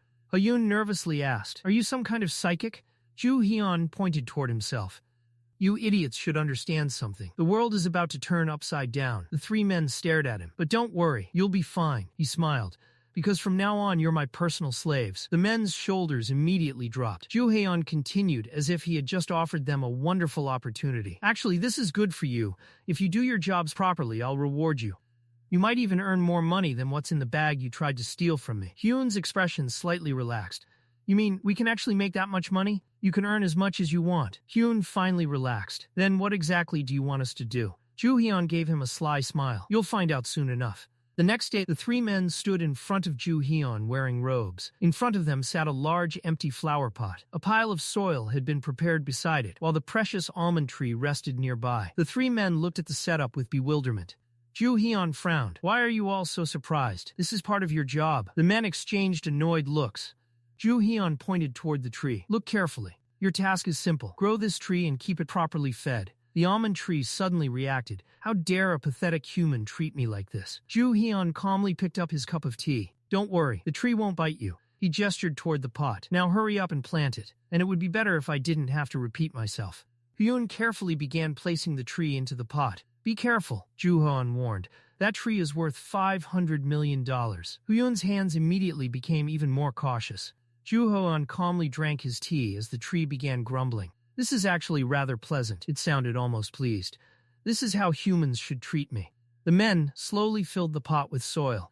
The tree seemed satisfied. I shall accept this new person. Joo-Heon watched them with interest. These guys actually have some decent experience handling relics. He remembered the trouble he had gone through with this very tree. Back then, Joo-Heon had spent the night fighting with it before finally managing to establish a contract.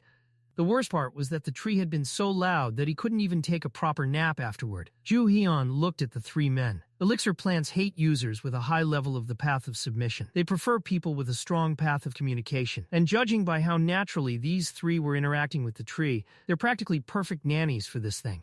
Joo-Heon smiled. He had originally given them this job because he didn't want to get his own hands dirty. He certainly hadn't expected them to be this good at it. Just then, his phone rang. Joo-Heon smiled as he looked at the number. Even though it wasn't saved in his contacts, he would never forget who it belonged to. He answered. A man's voice came through the phone. Am I speaking with CO Joo-Heon? The caller introduced himself. This is Kwon Tae-jun. Joo-Heon smiled. And what business does Chairman Kwon have with me? His expression became slightly colder. If that old bastard is personally calling me, then he's probably already started digging into my affairs. Kwon Tae-jun calmly got straight to the point. I heard that you obtained the almond tree that Irene Holton won at the auction. Joo-Heon remained silent for a moment. He found out faster than expected. Kwon continued. I'd like to arrange a meeting and discuss the matter. Joo-Heon pulled the phone slightly away from his ear. I don't have anything to discuss with you. I'm busy, so I'll end this conversation here. He hung up. Elsewhere, Kwon Tae-jun cursed under his breath. Yoon Si-woo immediately approached him. "Chairman, is something wrong?" Kwon slammed the phone onto the table. "That bastard didn't even listen to what I wanted to say. He simply ended the call." Yoon Si-woo was furious. What kind of disrespect is that? He probably doesn't even realize who he was speaking to. "You are Chairman Kwon Tae-jun." He shook his head. "He even hung up after you introduced yourself." Kwon Tae-jun looked at him. Forget his attitude. His eyes narrowed. Even if he's an ignorant idiot, he has that almond tree. Kwon's expression became serious. "Of all the relics I've encountered, that tree gave off the strongest aura." Yoon Si-woo became nervous. Kwon continued. "I know I need to put everything on the line if I want that relic." He clenched his fist. "If that young bastard hadn't kept raising the price, I would have fought for it until the very end." Yoon Si-woo immediately bowed. "I'm sorry, Chairman." He lowered his head, thinking desperately. "This isn't entirely my fault. I did everything I could, but he knew he still had to solve the problem. This could be my perfect opportunity to prove myself to Chairman Kwon." Kwon looked at him coldly. Yoon Si-woo straightened himself. "I'll take responsibility for this situation. I'll do everything I can to resolve this misunderstanding." Kwon raised an eyebrow. "Can you use whatever methods are necessary?" Yoon Si-woo smiled. "He's just a simpleton. It shouldn't be difficult." He hesitated before continuing. "May I use some of the relics belonging to the company?" Meanwhile, back at the hotel, Hyun couldn't believe what Joo-Heon had done. "You seriously ignored someone like Chairman Kwon?" Joo-Heon was getting dressed without paying much attention to him. Hyun was practically losing his mind. "Do you even understand who that was?" Chairman Kwon is one of the biggest and most influential figures in Korea. Joo-Heon finally turned around. He pulled out an axe. "You're being incredibly annoying." Hyun froze. Joo-Heon continued. "Are you asking me to use this axe and cut you in half?" Hyun gave an awkward smile. "I was just trying to explain." Joo-Heon ignored him. "I'll be going out for a while." He pointed toward the almond tree. "Continue taking care of it." He paused. "And make sure you take a photo of its condition every day. I want a daily report." Joo-Heon waved his hand dismissively. "And if any of you tries something stupid," the three men immediately understood. "You already know what happens." Joo-Heon left. As he walked through the hotel's hallway, Joo-Heon thought about Kwon Tae-jun. That old man is the type who won't stop once he decides he wants something. He would use every method available to obtain it. Soon, he would probably try to locate Joo-Heon. And once he discovered where Joo-Heon was staying, an ambush was almost guaranteed. "If I want to keep the elixir tree safe, I'll have to deal with his people first." Just then, the silver axe began reacting. Joo-Heon smiled. So the old man has already made his move. He walked outside and deliberately traveled through several open areas. He wasn't simply wandering around. He was looking for a tail. After walking for some time, Joo-Heon stopped at a small shop and sat down with a soda. That's when he spotted him. Across the street stood Yoon Si-woo. Joo-Heon narrowed his eyes. So he's working alone. Yoon Si-woo was watching him carefully. Joo-Heon could tell immediately that the man was still looking down on him, just as he had in his previous life. More importantly, there was a faint aura surrounding Yoon Si-woo. Joo-Heon's eyes sharpened. He brought a relic. A small smile appeared on his face. He had already figured out what he was going to do. Young Sik stood at the bar, furiously talking on the phone. His patience had clearly run out. "How many times is this going to happen?" he shouted. "Are you absolutely sure this time? Why should I trust you again?" He clenched his teeth. Is tracking down one person's movements really that difficult? After ending the call, Young Sik glanced toward the alley. "If this keeps happening, I won't even get paid for this." Just then, he noticed something. Across the street, Joo-Heon was sitting calmly at the bar. A smile appeared on Young Sik's face. So there he is. He approached Joo-Heon from behind and casually asked, "Are you CO Joo-Heon?" Joo-Heon didn't even turn around. He already knew. "So I finally caught the bait." Young Sik became irritated. He knew Joo-Heon had heard him perfectly, yet the man deliberately refused to acknowledge him. "He's ignoring me?" Young Sik slammed his hand against the table. He leaned closer. "Did you wash your ears with compost? When someone talks to you, the least you can do is..." Joo-Heon suddenly turned around. The bartender froze in fear. In the next instant, Young Sik was sent crashing to the floor. Joo-Heon looked down at him with a faint smile. "Where did you learn such disgusting manners?" Young Sik stared at him in disbelief. Joo-Heon continued calmly. "How dare you yell at someone you've just met? If you have something to discuss with me, then ask properly." Young Sik angrily glared back. "You started this." Joo-Heon's eyes shifted toward the aura surrounding him. A relic. A small smile appeared on Joo-Heon's face. "I'll be taking that." He already knew why Kwon Tae-jun had sent Young Sik. "Chairman Kwon found out that I have the almond tree. Just as expected, he sent someone to keep an eye on me. And Young Sik wasn't an ordinary subordinate. He was an experienced relic user who possessed several powerful relics. It looks like Kwon didn't intend for this to end with simple surveillance. Young Sik suddenly shouted, "How dare you hit me?" Joo-Heon smiled. So Chairman Kwon still underestimates me. If Kwon truly understood what Joo-Heon was capable of, he wouldn't have sent only young Sik. Joo-Heon calmly decided to take advantage of the situation. He would take every relic young Sik had brought with him. "You should work on your manners," Joo-Heon said. Young Sik slowly stood up. He clearly had business with Joo-Heon, so Joo-Heon decided to hear him out. "Well, go ahead." Young Sik's expression hardened. "For Chairman Kwon's sake, I'll pretend nothing happened." He paused. "Didn't we meet at Midas?" Joo-Heon shook his head. "I don't remember you." Young Sik's expression immediately darkened. "You're lying." Joo-Heon suddenly pointed at him with a smile. "Wait, I remember now." Young Sik looked relieved for half a second. Then Joo-Heon continued. "You're that loser who spends his entire life sucking up to an old man." Young Sik's face turned red with rage. At that exact moment, a system window appeared before Joo-Heon. Joo-Heon immediately understood. So that's his weakness. Young Sik had always been extremely easy to provoke. He constantly tried to prove how important he was because of his deep inferiority complex. In his previous life, young Sik had been expected to take over a major company.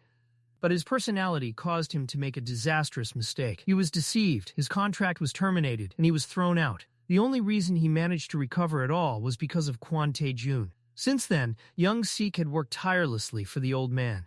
Not because of loyalty. He desperately wanted Kwon's recognition. Even during his time at TKVM, Kwon had repeatedly used every opportunity to manipulate and pressure him. But there was one thing Joo-Heon knew better than anyone. If you push young Sik's inferiority complex far enough, he completely loses control. And once that happened, he became reckless. Then I might as well take advantage of this. As he walked away, Joo-Heon suddenly stopped. Come to think of it, he turned around. Chairman Kwon actually called me earlier. Young Sik frowned. Joo-Heon continued casually. He wants the almond tree. Young Sik's expression became serious. Joo-Heon smiled. What should I do? What kind of nonsense are you talking about? Young Sik glared at him. Joo-Heon chuckled. I'm not going to give it up that easily. His smile became mischievous. But if you ask nicely, perhaps I might consider it. He shrugged. After all, the tree was given to me as a gift. If you want it that badly, maybe I'll hand it over. Young Sik's eyebrows twitched. You bastard. He clenched his teeth before forcing himself to bow. Please hand over the tree.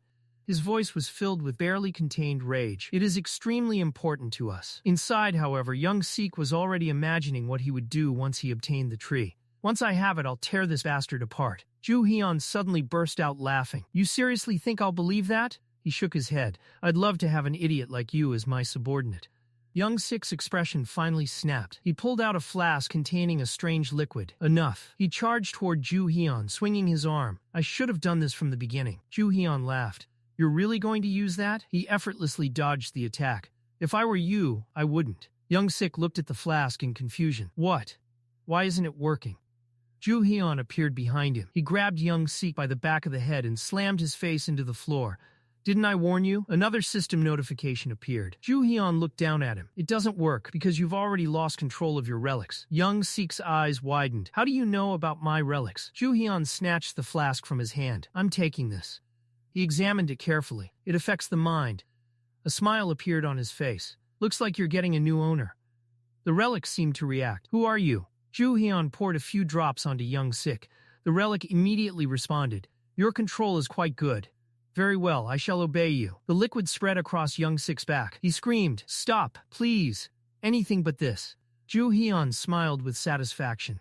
This relic is called the zombie powder of the voodoo priest. It was an A-rank relic, but its ability was exceptionally dangerous. Long ago, voodoo beliefs spread throughout Africa during an era when slavery was widespread. One of those beliefs claimed that sinners would eventually be punished and transformed into zombies. Over generations, countless rumors and stories accumulated around the belief. Eventually, people began to believe those stories as truth, and that collective belief gave birth to the relic. Joo-Heon looked down at young Sik. If this powder touches someone, or even gets scattered around them, their mind can be taken away. The victim would effectively become a zombie. Joo-Heon smiled. Being defeated by his own relic is a fitting punishment for him. He turned around and walked away. This should slow Chairman Kwon down for a while. He had no intention of wasting any more time. I need to collect the remaining relics while I still have the chance. With that, Joo-Heon left the area. Meanwhile, Kwon Tae-jun stood inside a room, staring angrily at the completely deranged young Sikh. One of his subordinates cautiously asked, "Is this really your employee?" Kwon turned around and walked away without answering. The subordinate looked at the others. "Isn't he Department Manager Young Sik?" Another employee nodded nervously. Yes. Then someone brought up the news on their phone. A photograph showed a man running naked through the center of Las Vegas the previous night.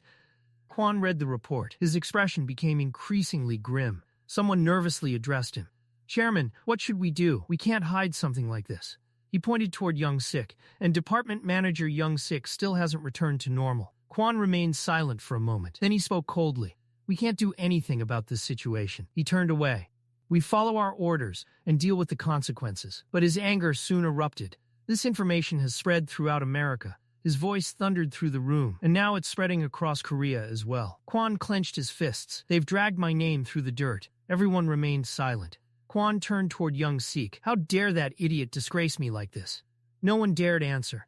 Finally, Kwon gave an order. "Go, immediately recover every relic that man was carrying." His subordinates bowed. "Yes, Chairman." But before they could leave, one of them hesitated. "There's a problem." Kwon looked back. When we found Young Sik, he didn't have a single relic on him. The subordinate swallowed nervously. "It appears that all of Manager Young Sik's relics were either confiscated or stolen." Another employee added, "We'll investigate every location he visited and determine what happened." Kwon shook his head. "There's no need." His eyes narrowed. It's obvious. He already understood what had happened. The person who did this to Young Sik took all of his relics. The subordinates exchanged shocked looks. "You mean someone actually did this to Manager Young Sik?" One of them couldn't hide his disbelief. Who could do something like that to a professional relic user? Kwon's expression darkened. "Joo-Heon." The room went silent. "Most likely someone is backing him." He paused. "Or perhaps that brat himself is capable of using high-level relics." Kwon turned toward his subordinate. "Send my assistant, Lee Ji, to me." A faint smile appeared on his face. In the end, he's still just a kid. Kwon's eyes narrowed. And a child will eventually sit quietly if someone gives him enough sweet candy. At the McCarran International Airport in Las Vegas, Hyun sat behind Joo-Heon, staring suspiciously at the flask filled with yellow powder. "What exactly is going on?" he asked. Joo-Heon glanced back at him. "Make sure you don't lose anything." Hyun looked down at the collection of items around them. "Are any of these things even valuable?" Joo-Heon smiled. To Hyun, they looked like a random collection of strange objects. To Joo-Heon, however, every single one was a priceless relic. He had managed to gather an incredible number of relics in Las Vegas.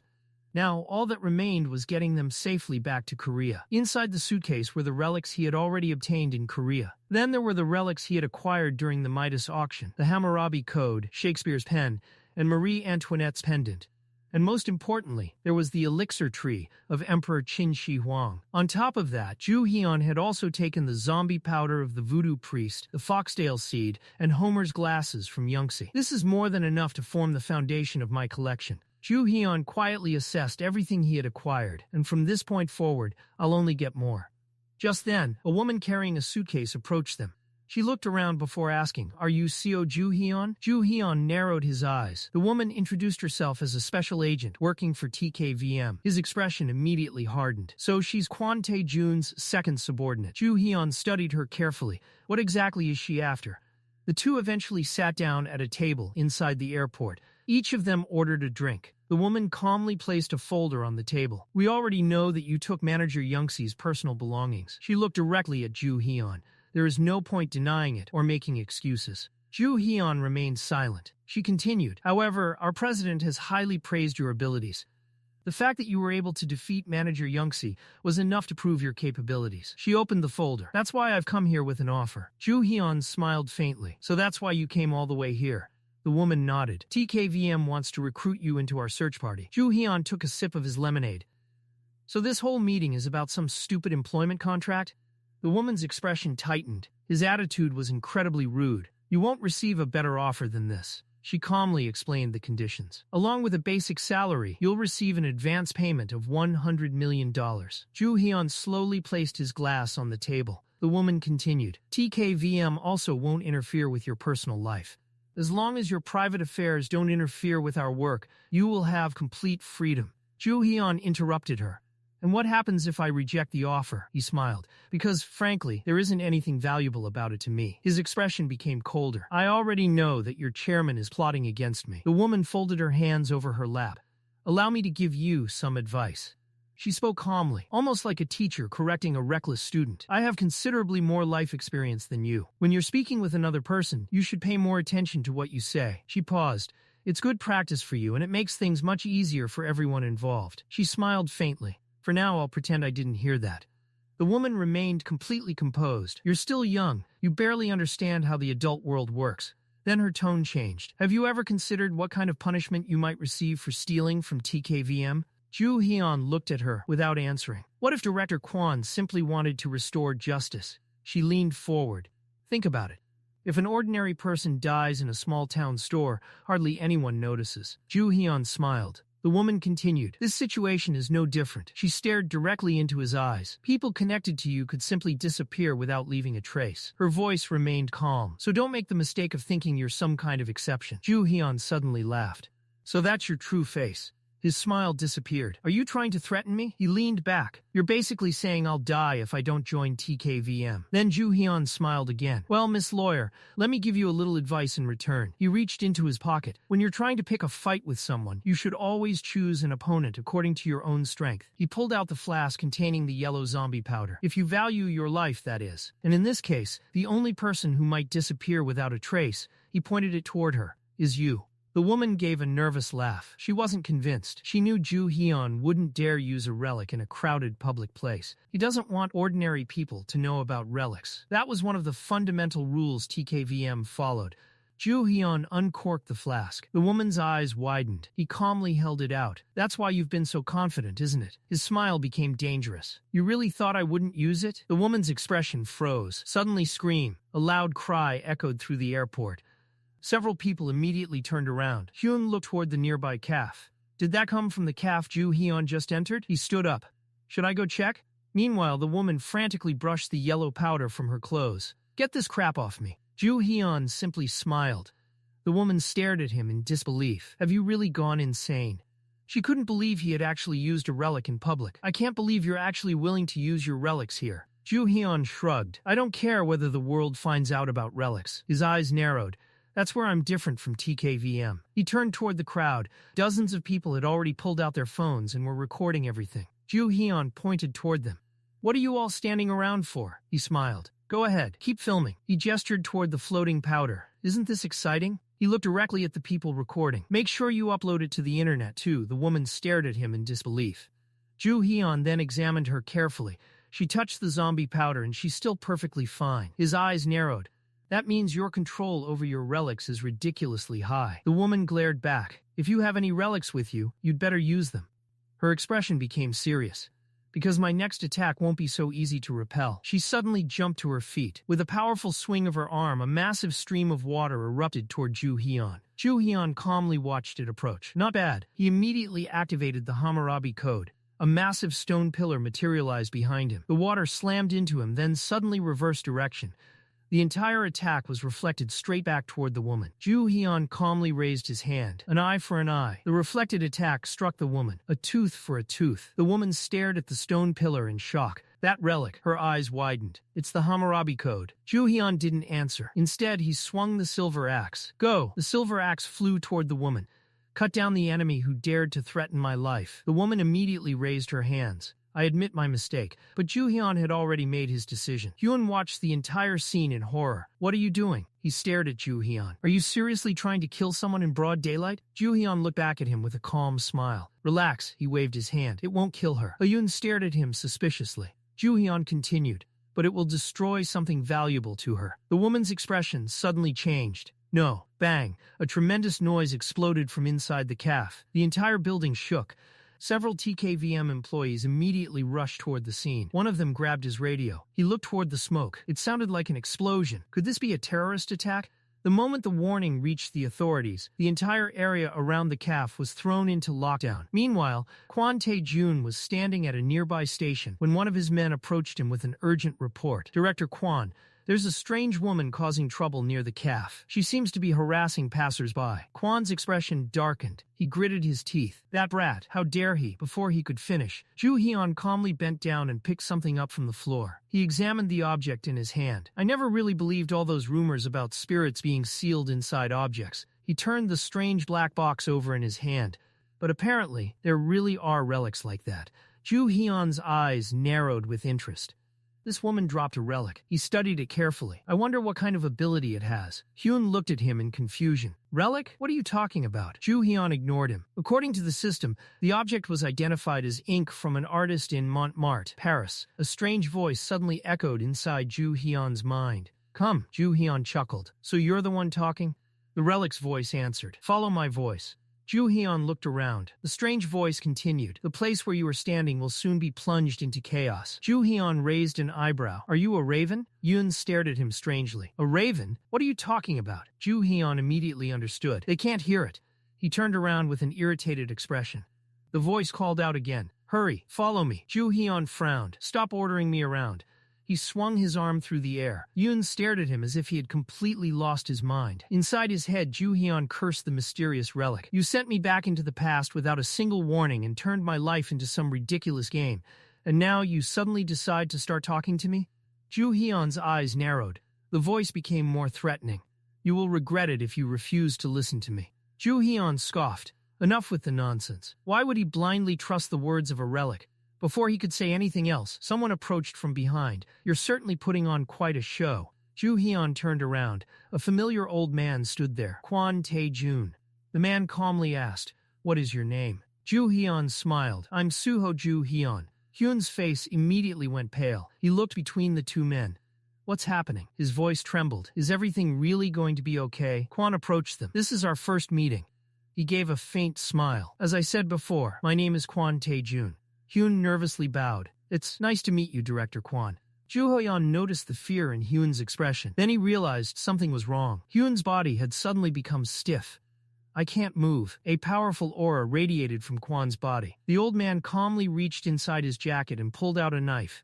But Joo-Heon reacted instantly. He disappeared from Kwon's line of sight and appeared behind him. The knife was pressed against Kwon's throat. Joo-Heon smiled. It would be troublesome if you started acting carelessly. He pressed the blade slightly closer. You shouldn't use domination on other people so casually. His eyes narrowed, especially when they're someone else's subordinates. Kwon's expression darkened. He slowly tried to turn his head toward Joo-Heon. Don't. Joo-Heon's voice became cold. Stop right there. Kwon's eyes narrowed. Then he suddenly understood. So that's it. Hyun and the others looked down at their hands in confusion. Kwon glanced toward Joo-Heon. Now I understand why Youngzi and that woman ended up in such a state. A faint smile appeared on his face. Your abilities are much greater than I expected. He studied Joo-Heon carefully. You possess a special talent for controlling relics. Joo-Heon smiled. Kwon sighed. Then I suppose I won't hold back anymore. There is a prophecy I heard long ago. Joo-Heon listened carefully. It said that sooner or later humanity would discover the existence of relics. Joo-Heon's expression changed slightly. So he has collected prophecies too. He remembered the future guide. He must have gathered several prophecies through it. Kwon continued. I don't want that day to come. He clenched his fist. I still have plans for these relics. A strange aura began concentrating around his hand. That is why I decided something. His eyes became cold. I'll eliminate everyone who knows about relics. He raised his hand toward Joo-Heon. If I remove those people, I can delay the day described in the prophecy. Purple lightning suddenly erupted. It struck Joo-Heon. Wouldn't that be a wonderful solution?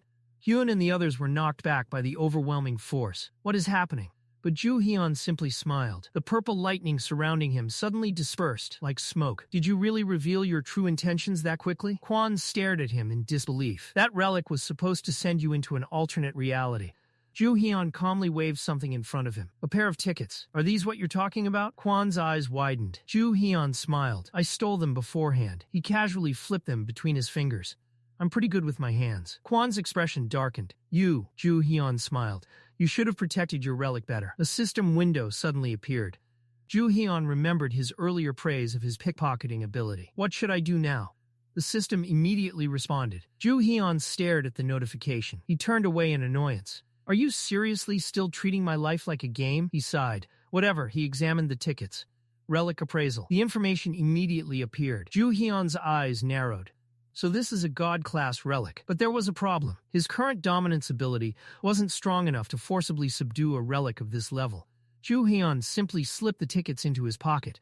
I really want to send this old man to another dimension. Kwon's aura suddenly exploded. You're still planning to fight? His voice was filled with confidence. You've made a serious mistake. Kwon's eyes narrowed. You assumed this was my only relic.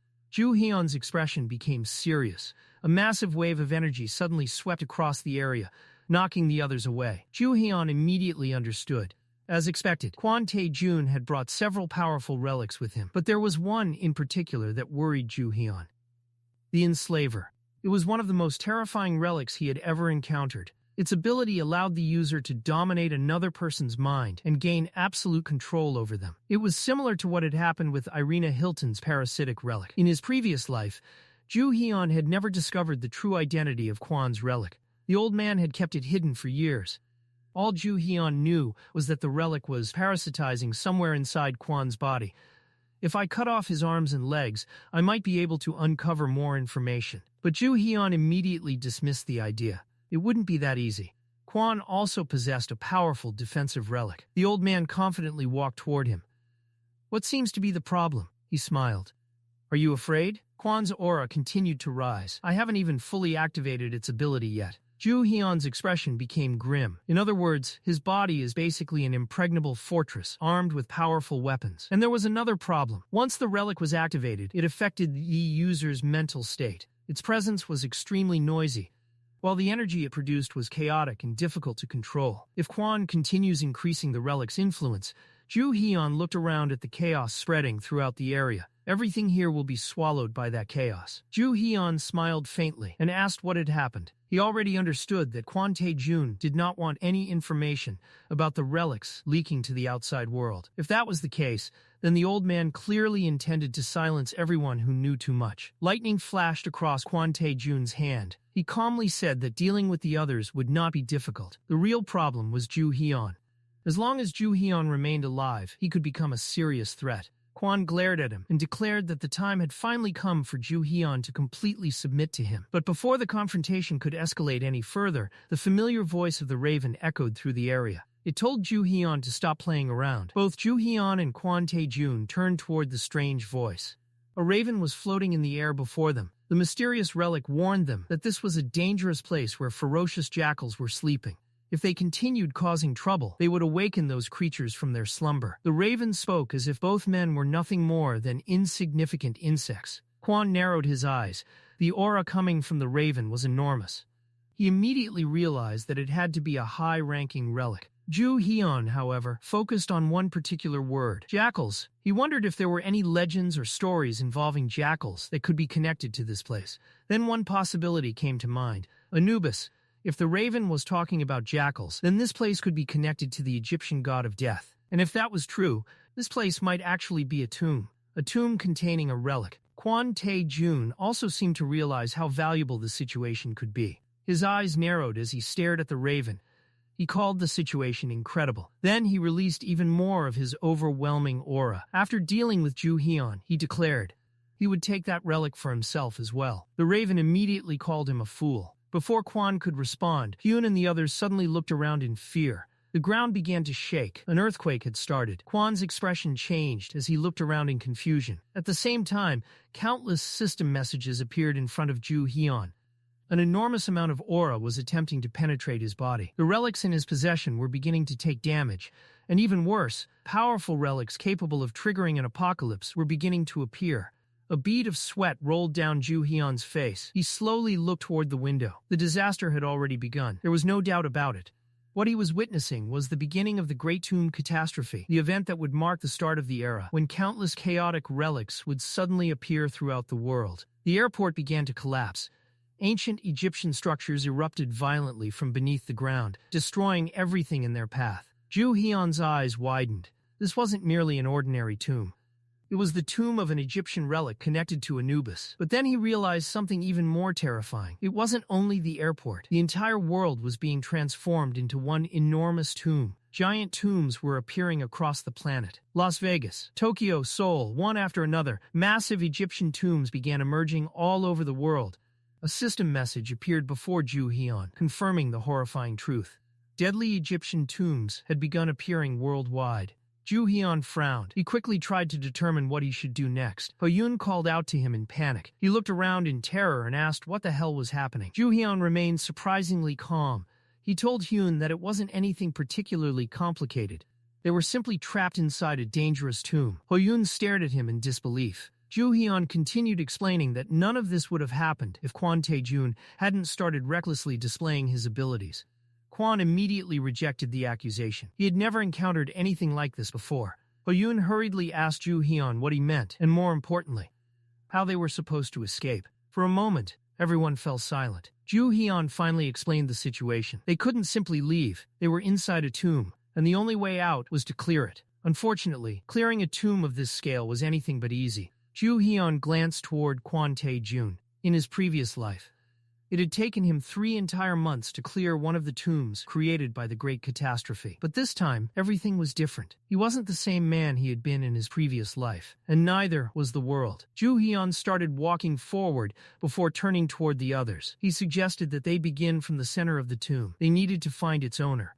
He ordered everyone to simply follow him. But Kwon Tae-joon wasn't about to listen. He raised his hand and sent a bolt of black lightning toward them. Joo-Heon frowned. It was obvious that they needed to deal with the tomb first, yet Kwon was still obsessed with fighting him. Kwon smiled coldly. He said they could worry about the tomb after he killed Joo-Heon. Besides, once Joo-Heon was dead, Kwon would be able to take the relic belonging to this tomb for himself. Joo-Heon glared at the old man. What a selfish idiot. Something about this entire situation felt wrong. This couldn't simply be a coincidence. Whatever happened next, Joo-Heon decided that he would do everything necessary to escape this place alive. Kwon clenched his fist. He ordered them to obey him. An invisible force immediately slammed into the group.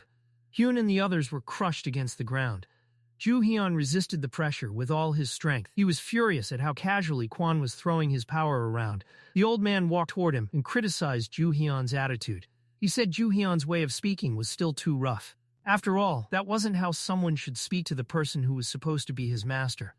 Hyun was pressed helplessly against the floor. He screamed that if Kwon didn't stop, they were all going to die. Kwon frowned. Something was strange. Normally, people would lose their minds almost immediately when subjected to his power, yet Joo-Heon and the others were still resisting. The raven spoke again. It agreed with Kwon. These uncivilized humans possess the potential to dominate relics. Joo-Heon and Kwon both turned toward the voice. Then something enormous appeared before them. Unknown creatures towered over the group. Kwon immediately demanded to know who they were. The enormous white creature answered that they were his followers. It then demanded to know who these humans were and how they dared to cause such a mess inside their territory. Joo-Heon exhaled in relief. For some reason, the pressure weighing down on his body had weakened. Most likely, the appearance of these monsters had interfered with Kwon's Dominator relic. Joo-Heon looked at the creature carefully. Its aura was unmistakable. It was a divine rank relic. The massive white four-legged creature stared down at them. Joo-Heon couldn't understand why they had been sent into its tomb. Then the answer came to him. Set. In Egyptian mythology, Set was one of the 9 principal gods. He was associated with the desert, darkness, chaos, violence, and evil. Because of that nature, the relic of Set was infamous for its cruelty and malicious influence. It was also known for bringing ruin to its owner. Another creature appeared. Anubis. He declared that the idea of humans dominating them was completely unacceptable. They needed to get rid of these humans. Set looked down at the people and agreed. Destroying them would simply be doing the world a favor. Everyone stared at the 2 divine beings in terror. Joo-Heon, however, carefully examined them. The black hound was clearly Anubis, and hanging around the creature's neck was a strange necklace. The curved shape and chain immediately reminded Joo-Heon of Osiris. Osiris was another of the 9 principal Egyptian gods, associated with fertility and the afterlife. Anubis, meanwhile, was the god of death and the ruler of tombs, the one who guided the dead into the afterlife. Joo-Heon's eyes narrowed, and now Set was here too. 3 divine rank relics had gathered in one place. No wonder his previous life had been filled with endless tombs. These beings were directly connected to the Great Tomb Catastrophe. The divine hounds floated above the humans. Set wondered aloud what kind of tests they should create. Perhaps they could make the humans struggle a little before killing them. Osiris, however, wasn't convinced. Set became irritated and shouted at the necklace.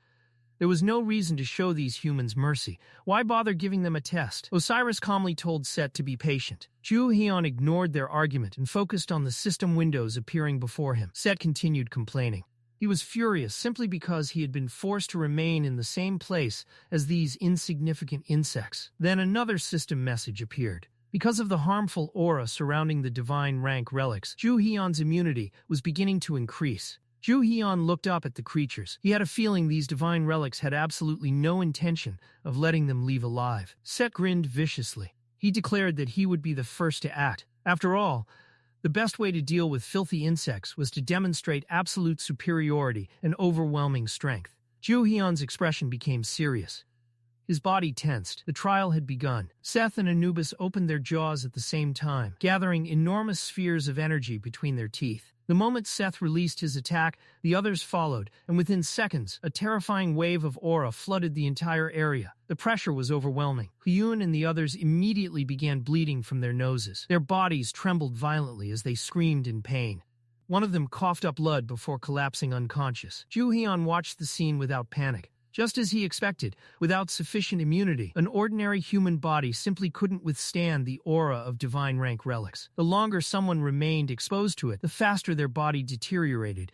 Even Kwon Tae-jun dropped to one knee. Blood trickled from the corner of his mouth as he struggled to understand what was happening.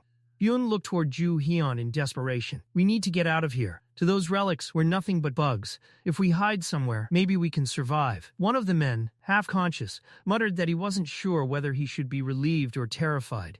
They quickly dragged their unconscious companions away from the center of the room. Kwon, still coughing blood, looked directly at Joo-Heon. "How are you still standing?" Joo-Heon smiled casually. "Let's just say there's a difference in our abilities." Seth's eyes narrowed. He couldn't understand why Joo-Heon remained completely unaffected. Why is that human still standing? Osiris suggested that perhaps they simply hadn't used enough power. Seth immediately snapped at him, ordering him to stop making excuses and do his job properly. Joo-Heon tightened his grip on the strange ink relic in his hand. Then Seth suddenly froze. "Wait," he leaned forward. "That scent." Behind Joo-Heon, the massive stone pillar of the Code of Hammurabi appeared. Joo-Heon looked at the gods. "Is that really all you've got?" Seth's expression twisted with rage. "The difference between them," he said, "was beyond comparison." Purple light flashed through his eyes. He promised to make Joo-Heon regret looking down on them. Red lightning crashed toward him. Joo-Heon simply smiled. An eye for an eye. The Code of Hammurabi began glowing. A tooth for a tooth. The stone pillar absorbed the lightning. And now, Joo-Heon raised his hand. "Taste your own power." The attack reflected back. The red lightning struck Seth and the others instead. The divine relics recoiled in shock. "How is that possible?" Joo-Heon smiled.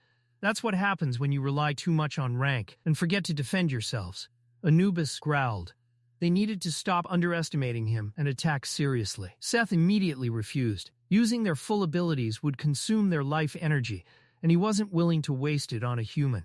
Then, Seth's expression changed again. Now he was certain. The familiar scent he had noticed earlier belonged to the raven. He could still smell it, coming from Joo-Heon. Osiris looked genuinely surprised. The raven? He called it a traitor who had sided with humans, but that should have been impossible. The raven had supposedly been sealed away long ago. Seth snarled. Osiris suggested that Seth's sense of smell had finally failed him. That only made Seth angrier. "How dare you question my nose?" He insisted that his senses were perfectly fine. Joo-Heon watched their argument quietly. Then something clicked. Why aren't they fighting each other? Especially Seth and Osiris. In Egyptian mythology, Seth had always been jealous of his brother Osiris. That jealousy eventually drove him to murder him. The stories people told about relics often influenced how those relics behaved toward one another.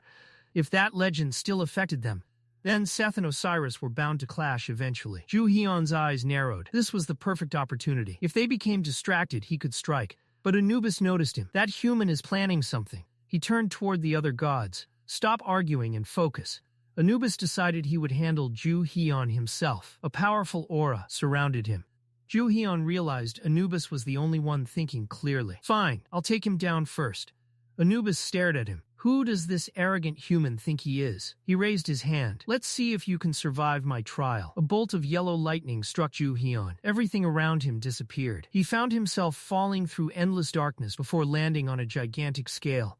When he looked up, Anubis stood before him in enormous form. "This is the scale of justice." The god's voice echoed through the empty space. "Now your trial begins." Joo-Heon smiled. Anubis had chosen his trump card. If Joo-Heon passed the trial, Anubis himself would become his relic. Joo-Heon immediately understood why Anubis had changed tactics. The god's aura couldn't affect him, so instead, he had created a completely different kind of challenge. And strangely enough, this gave Joo-Heon an opportunity to obtain him. Joo-Heon remembered something from his previous life. He had once met the person who possessed Anubis. That man had explained the trial. Anubis would ask 42 questions. The trick was simple. Answer no to every one of them. According to that man, the questions were so easy that even a child could pass. Joo-Heon hadn't remembered the exact questions, but now they were about to begin. Judges appeared above him. Anubis spoke calmly. I will ask you 42 questions. If you answer no to every question, you pass. But if you lie, the beast hiding in the darkness will read your sinful heart and devour you. Joo-Heon smiled, so the man hadn't lied. Anubis asked the first question. Have you ever stolen something? Joo-Heon's smile disappeared. Sweat formed on his forehead. Of course he had stolen things. Anubis grinned. I knew it. Joo-Heon quickly raised his hand. Wait, I'm thinking. Anubis continued. Have you ever lied? Joo-Heon's jaw tightened. He had lied countless times. Have you ever hit someone? Have you ever destroyed someone else's property? Have you ever desired another person's wealth? With every question, Joo-Heon's expression grew worse. Then he finally understood. The reason children could pass wasn't because the questions were easy. It was because they hadn't lived long enough to commit those sins. Anubis extended his hand. He was certain Joo-Heon couldn't honestly answer no to even one of the questions. As expected, his enormous hand closed around Joo-Heon, a man filled with sins. From the darkness below, a gigantic beast slowly emerged. Its voice echoed through the void. Your heart is heavier than iron. You belong in hell. Joo-Heon's eyes widened. Wait a second. He realized he'd completely messed up. Anubis released him. Joo-Heon fell. The monster opened its jaws. He desperately reached out. Then darkness swallowed him. When he opened his eyes again, he was lying in a desert covered in bones. Pain shot through his body. Ghostly figures surrounded him. Joo-Heon slowly stood. Seriously? He grabbed a bone from the ground and held it like a weapon. I don't even get a second to rest?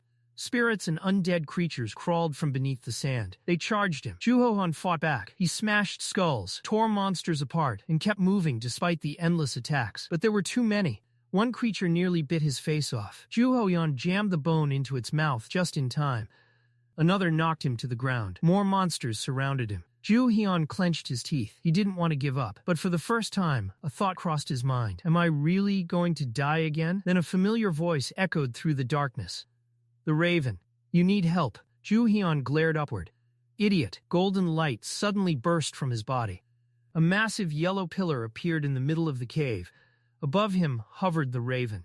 Its 4 eyes glowed. It has been a long time since I did this myself. Joo-Heon stared at it. Isn't this supposed to be the past? Blue energy flowed from the Raven. It laughed. It doesn't matter which timeline we're in. I'm still the same. Joo-Heon frowned. What are you talking about? The undead charged again. The Raven flew closer. Nothing here can be changed. It hovered beside him. But I can help you escape. Joo-Heon looked suspiciously at it. The Raven's voice became colder. And honestly, it would be much more entertaining if those Egyptian gods died to their own powers. Joo-Heon narrowed his eyes. What exactly are you? And why are you helping me? The Raven began glowing.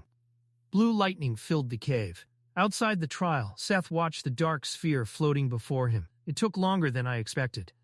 Cracks slowly appeared across its surface. Seth smiled. Looks like he's finished. Then the cracks widened. Everyone became alert. The space Anubis had created was collapsing from the inside. Even Kwon, exhausted and covered in blood, stared at it in disbelief. Then the sphere exploded. A blinding light filled the room. Seth's face changed instantly. The power of Ra?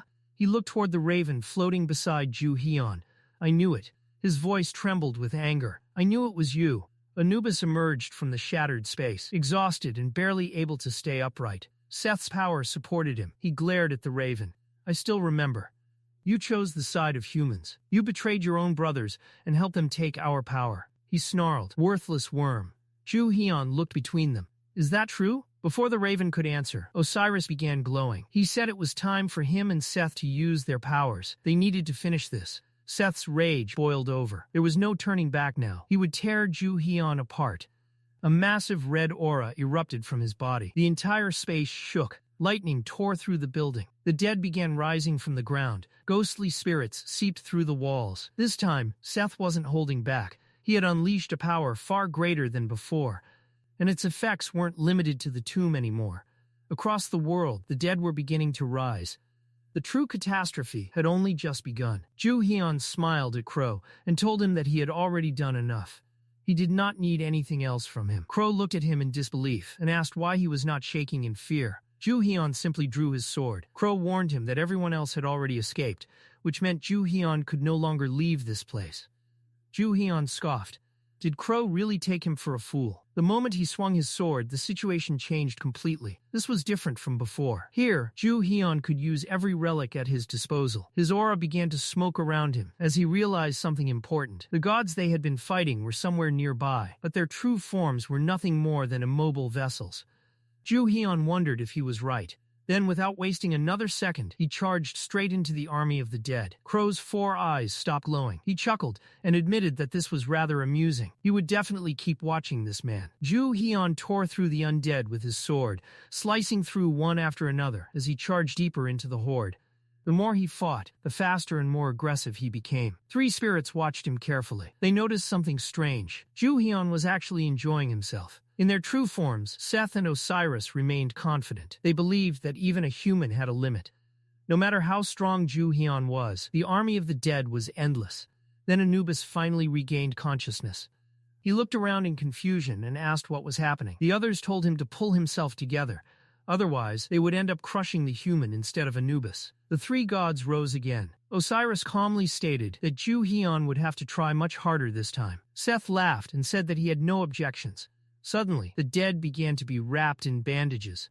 Huge mummies with glowing eyes emerged above Joo-Heon. Sweat ran down his face as he stared upward. What the hell were these things? The enormous mummies attacked. Joo-Heon quickly dodged their strikes before swinging his sword and appearing behind one of them. Covered in aura, he muttered that these things were tougher than he had expected. But he still had another option. Joo-Heon reached into his pocket and pulled out the Egyptian funeral blade. He told the blade that he still had something else to try. The relic immediately reacted to the surrounding energy. It seemed to recognize something familiar, almost as if it had returned home. Joo-Heon smiled. He asked whether it was reacting that way because it was also an Egyptian relic. The blade screamed that it felt an overwhelming power nearby. Lord Anubis was close. Joo-Heon grinned and told the blade that it could go ahead and say hello. Then he started walking toward the mummies and ordered the blade to lead him directly to Anubis. Meanwhile, the mummies laughed. Seth declared that now that they had taken this form, they had plenty of room to move around. Surely the human could not possibly escape them. Anubis looked around and noticed his brothers. He asked if they had already used their abilities. They admitted that they had no other choice. Seth then mentioned something else. He said that he did not know why, but the raven that hunted relics had appeared again. Anubis immediately understood, so that was why he had been defeated. The mummy's eyes suddenly flashed. Seth realized that they had chosen a terrible time for this confrontation and said that the others needed to be warned. But before he could do anything, Joo-Heon suddenly appeared. His sword sliced cleanly through the mummy's neck. Seth's body was cut in half. He stared at Joo-Heon in disbelief and demanded to know how he had figured it out. Joo-Heon simply smiled. Then he told the god to die. Half of the White Hound's body crashed to the ground. The next mummy suffered the same fate. Joo-Heon cut its head off before it could even react. Osiris screamed in disbelief. This could not be happening. His servant watched in horror as Lord Osiris was slaughtered. Joo-Heon continued his assault, cutting the god apart until nothing remained but scattered pieces. Anubis was buried beneath the remains of flesh and bandages. Only the amulet around his neck remained floating in the air. It asked Joo-Heon why he was doing this. Joo-Heon shrugged. He had no particular reason. Then he smiled and told Anubis to start the test again. The previous test had been unfair. The Anubis relic immediately objected. It had never given the same person the trial twice, and there was no way Joo-Heon could pass it this time. Joo-Heon smiled even wider. He agreed. This time, he definitely would not pass. He pointed his sword at the amulet and ordered it to change the questions. If it refused, he would simply cut it into pieces. The Anubis relic had no choice. The trial began again. A gigantic scale appeared, accompanied by the same 42 judges. Joo-Heon looked at the exhausted and decayed form of Anubis. Then he grabbed the god by the throat and lifted him off the ground. He told Anubis to shut up and simply ask the questions exactly as he instructed. Did he understand? Joo-Heon suggested starting with the first question. Have you ever stolen? Anubis grew furious. He insisted that the question was supposed to be, have you ever stolen? Joo-Heon stared at him seriously. What was the point of having 42 judges if the questions were going to be phrased so strangely? Why should he care about the original wording? This was not even a posthumous trial. Or did Anubis think Joo-Heon was already dead?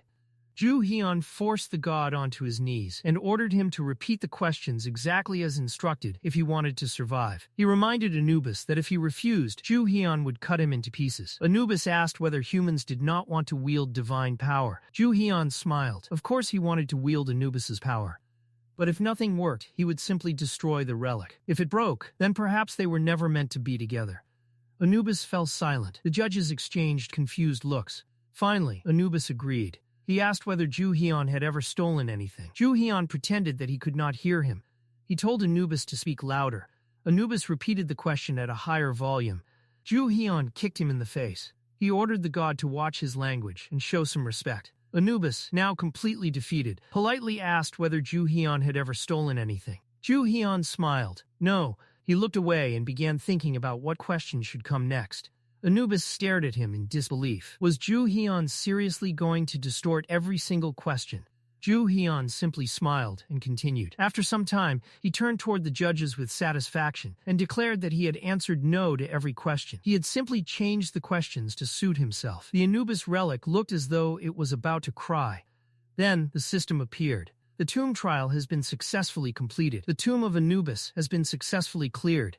The enormous sphere surrounding Anubis began to evaporate. Joo-Heon immediately grabbed the amulet. As he looked through the system messages, he noticed that possessing a divine relic had greatly increased several of his abilities and stats. He smiled. Crow was definitely enjoying himself. Joo-Heon held the amulet forward and ordered it to close the tomb. Lightning flashed. The enormous structure began collapsing around them. Kwon, exhausted and covered in blood, stared in shock as Joo-Heon actually took control of such a powerful relic. He called Joo-Heon a brat, but Joo-Heon remained completely unfazed. Kwon then admitted that Joo-Heon was far more capable than he had expected. He was not some inexperienced rookie whom Kwon could simply eliminate. If killing him was no longer an option, then Kwon would have to bring him to his side instead. As the remains of the massive tomb covering the earth began to collapse, the power sustaining it disappeared. Everything around Joo-Heon slowly evaporated. He took a deep breath and smiled. After being trapped inside that tomb, even the fresh air felt incredible. Then Kwon approached him with a smile. He bowed slightly and admitted that he had initially failed to recognize Joo-Heon's true abilities. He had been too rude and wanted to apologize. Kwon extended his hand and offered Joo-Heon a chance to work with him. Joo-Heon looked at the old man coldly. He told Kwon that he wanted to kill him. Kwon simply smiled. He claimed that the problem was that the two of them did not know each other well enough. He explained that relics were going to change the world. And in that transformed world, someone with Joo-Heon's abilities had enormous potential. Kwon continued smiling. As the head of TKBM, he promised to support Joo-Heon in all his endeavors. Joo-Heon had a vast ocean ahead of him, and Kwon offered to help him develop his abilities and reach his full potential. Once again, he offered Joo-Heon a position under him. Joo-Heon glared at the old man and pointed his sword at him. First, Kwon had said they should work together. Now he was asking Joo-Heon to work for him. That alone revealed Kwon's true intentions. Joo-Heon understood exactly how the old man was thinking. Kwon would invest in him, demand results that matched that investment, and then discard him whenever he was no longer useful. To Kwon, he would always be nothing more than an asset. The remains of the tomb dimension continued floating in the air. Joo-Heon told Kwon that all he really wanted was to use him. Yet he had the nerve to call it working together. Kwon laughed. He turned away and said that he was merely making an offer. Why was Joo-Heon taking everything so personally? At the moment, Kwon possessed many things Joo-Heon did not. From the outside, it might naturally look like Joo-Heon would be working under him. Joo-Heon frowned. Kwon then asked what was wrong with expecting results from an investment. He scratched Joo-Heon's back, and Joo-Heon would scratch his. That was simply how the world worked. Joo-Heon immediately realized what kind of person Kwon was, an old snake. Kwon spread his hands and told Joo-Heon to think about it carefully. Joo-Heon would have to go through countless dangerous situations to obtain relics, and dealing with everything alone could eventually become difficult. Kwon smiled and added that if Joo-Heon ever got injured, he could simply contact one of the hospitals affiliated with TKBM. That was the moment Joo-Heon snapped. His sword flashed. He slashed across Kwon's throat. Blood sprayed into the air. Joo-Heon glared at the old man. He had no intention of standing there and listening to Kwon continue talking, as though nothing had happened. Kwon's eyes widened, but Joo-Heon remembered the future. He remembered the day when Bosniak Kija had died in his arms. Kwon had used that tragedy as an excuse to make him work like a slave, claiming that it was necessary to treat his illness. The old man smiled. Then something strange happened. The aura around Kwon's body began flowing toward the wound. Even the blood was being pulled back into it. The enormous cut across his throat began closing before Joo-Heon's eyes. Kwon calmly remarked that the attack had been unexpected, and yet it had healed surprisingly quickly. Joo-Heon narrowed his eyes. He immediately understood. That disgusting ability was the effect of Kwon's protective-type relic. Kwon smiled as the wound on his neck rapidly began to heal. Joo-Heon immediately recognized the ability. This had to be related to Achilles. According to Greek mythology, Achilles was the legendary warrior whose mother, Thetis, was a goddess of the sea. She wanted to make her son immortal, so she dipped him into the river Styx while holding him by the heel. As a result, Achilles gained incredible strength and an immortal body, but the heel she held remained his only weakness. Eventually, an arrow struck that exact spot and killed him. Joo-Heon narrowed his eyes. If Kwon's relic was based on Achilles, then it had to possess a similar weakness. The problem was that Joo-Heon had no idea where that weakness was. He had just sliced through Kwon's neck, yet the old man's entire head had regenerated. Kwon looked at him menacingly. He asked if Joo-Heon finally understood why he was superior. His body was covered in a powerful aura, as he calmly explained that Joo-Heon could never match him in raw strength. Yet despite that difference, Kwon still had no desire to fight him. He wanted Joo-Heon as an ally. Joo-Heon simply smiled. Then he laughed under his breath. His sword began to glow. He ordered the blade to gather every bit of strength it had. The relic seemed confused and asked what he was planning. Joo-Heon gripped the sword with both hands. Then he asked Kwon if he had ever heard of something called rebellion. That was exactly what Joo-Heon intended to do.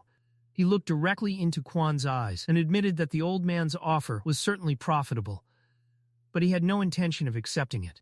Kwon's expression changed. Joo-Heon said he simply didn't like Kwon's face. Then he raised Muramasa. This sword was the perfect weapon for rebellion. Its power increased when facing a relic of a higher rank. Joo-Heon grinned. He wondered aloud whether Kwon would finally shut up if he unleashed Muramasa's full power against him. Kwon immediately panicked. He demanded to know why Joo-Heon was taking things this far. Joo-Heon answered with his sword. Muramasa struck Kwon with tremendous force. Blood exploded from the old man's body as a massive shockwave tore through the surroundings. Joo-Heon had poured everything he had into the blade. This allowed Muramasa to unleash power far beyond its normal rank. But there was a price. The force was so great that the relic itself could barely withstand it. Kwon had been right when he warned that Joo-Heon was using far too much power. The sword began to crack. Then crack. Muramasa shattered. Joo-Heon stared at the broken blade. He knew he had pushed it too far, but he had no intention of letting his greatest enemy walk away alive. Kwon screamed in agony. His body floated in the air, surrounded by a violent mass of energy. Joo-Heon immediately understood what was happening. Kwon's protective relic had activated automatically after sensing the threat. That made it extremely dangerous to approach him directly.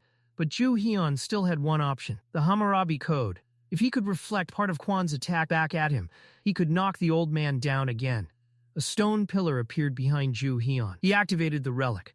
The Hammurabi Code cracked slightly under the strain, but the incoming attack was reflected back toward Kwon. Another enormous explosion erupted. When the smoke cleared, Kwon was pinned against a wall. His Achilles relic and Dominance relic had both taken tremendous damage. The old man was completely unconscious. Joo-Heon approached him while holding the remains of Muramasa. Unfortunately, his precious sword was broken. The Hammurabi Code was also severely damaged. Joo-Heon sighed. He had gone through all that trouble, yet he still hadn't managed to kill Kwon. It was unbelievably frustrating. Then someone called out to him. Joo-Heon turned around. Hyun and the others were standing there, looking terrified. Joo-Heon was surprised that they had survived. They looked at Kwon and asked why there was a dead body lying there. Joo-Heon corrected them. The old man was still alive. Yoon nervously asked if Joo-Heon intended to finish him off. Kwon remained unconscious. Yoon suggested leaving him alone. Considering the damage he had suffered, he would probably be stuck in a hospital for a very long time. Joo-Heon reluctantly accepted the reality. There was no way he could kill Kwon in his current condition. He let out a long sigh and turned away. He announced that he was hungry and wanted to find something to eat. Hopefully, at least one restaurant had survived the disaster. The world had changed. Buildings lay in ruins, streets were buried beneath rubble, and people everywhere were desperately trying to understand what had happened. A news anchor reported on the destruction caused by the abnormal events. Reports were flooding in from around the world. People spoke about monsters emerging from the ground. Others described corpses rising from beneath the earth. Mummies. At first, many people wanted to believe it was some kind of movie promotion or elaborate hoax, but then came the most unbelievable reports of all. Some people had begun using supernatural powers through strange objects. The existence of relics could no longer be hidden. Meanwhile, Joo-Heon calmly ate a bowl of noodles while watching the news with Hyun. Hyun pointed out that every channel was reporting the same thing. Joo-Heon nodded. The entire world now knew about relics, and that meant the world was about to change. Those who obtained powerful relics would gain extraordinary influence. But Joo-Heon's relics had another problem. One of them complained non-stop that its owner was the only person talking so much. It also warned him that its body would soon collapse. Hyun stared at the damaged relics lying on the bed. He asked if they were seriously being held together by nothing more than sheer luck. Joo-Heon muttered that this was exactly the problem. He pulled out his phone. Fortunately, he already had a solution. He had useful connections. Hyun immediately asked what he meant by useful friends. Joo-Heon ignored the question and called Irene. When she answered, he told her that the timing was terrible, but he had found a possible way to remove her curse. Irene immediately became excited. Was that really true? Joo-Heon smiled. It wasn't completely true. Not yet, anyway. He still needed her help with something. To solve her problem, he needed to become more active. He asked her to find someone for him. Someone named Yu Ye, a genuine expert in repairing relics. Every relic had durability. They could be damaged through excessive use, poor handling, or simply over time. Once a relic broke, it was normally impossible to restore it from scratch. However, some relics possessed the ability to repair other relics. Those who possessed such abilities were known as relic masters, and Yu Ye was the best of them. He had practically monopolized the entire market. People even called him the King of Relics. Joo-Heon remembered what had happened in his previous life. Kwon had taken an interest in Yu Ye, and eventually the two of them had ended up on the same tomb raiding team. Joo-Heon had no intention of letting that happen again. He simply needed to make Yu Ye work for him. Once that happened, repairing his relics would no longer be a problem. Hyun glanced at his watch and complained that Irene apparently considered punctuality to be a joke. Joo-Heon looked out over the city. Hyun then asked who Yu Ye was and why they had traveled all this way just to find him. He admitted that when it came to relics, Joo-Heon seemed to know everything. Joo-Heon agreed, but repairing relics was an extremely expensive business. Most relic masters were also strange people who demanded an absurd level of affinity with their relics. That could become a huge headache. Since Joo-Heon couldn't do it himself, he simply needed to find someone who could. Easy, Joo-Heon smiled to himself. His way of thinking was starting to sound dangerously similar to that of a slave trader. Just then, a helicopter appeared overhead. A voice came through the loudspeaker, announcing that they would land as soon as possible. The helicopter descended. Irene stepped out, practically glowing with excitement.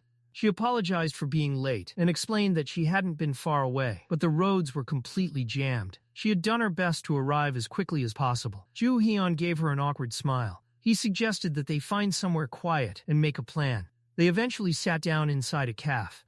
Irene asked about the person Joo-Heon was looking for. Joo-Heon explained that he was Korean and went by the name Yu Ye. He asked whether Irene had ever encountered him. She looked surprised. She had never heard of him. Joo-Heon suspected that was because Yu Ye was probably traveling under a fake identity. He then asked whether she knew anyone who collected art-related items. Irene's eyes lit up. Her brother did. In fact, he had several friends with similar interests. Joo-Heon handed Irene his phone. A photograph of Yu Ye was displayed on the screen. He told her that she should take a good look at the man and ask her brother whether he recognized him. Irene stared at the photograph. Then, her expression changed. She asked Joo-Heon if he was absolutely certain this was the person he was looking for. Apparently, this man had already fooled her brother about a month earlier. Joo-Heon nearly choked on his juice. Irene continued. She remembered seeing Yu Ye when she visited her parents' house.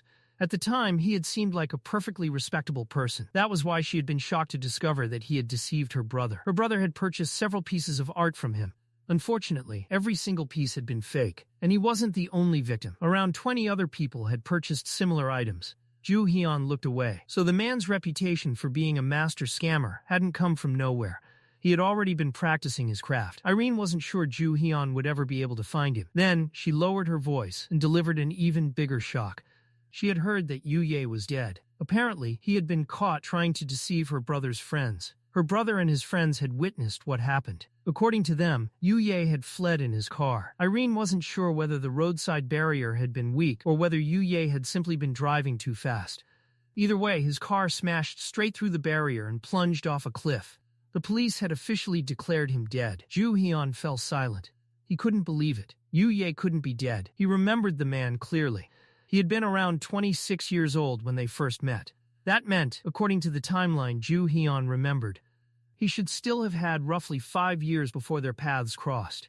Something was wrong. Joo-Heon frowned. The future had already begun changing. Not everything was unfolding the same way it had in his previous life. The greatest example was the catastrophe itself. Back then, the relic responsible for the appearance of the giant tombs had been Indian. This time, it was Egyptian.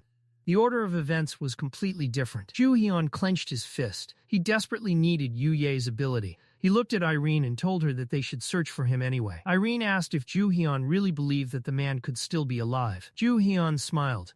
Yu-Ye was a tough man to kill, and until they had proof otherwise, they might as well believe he was still alive.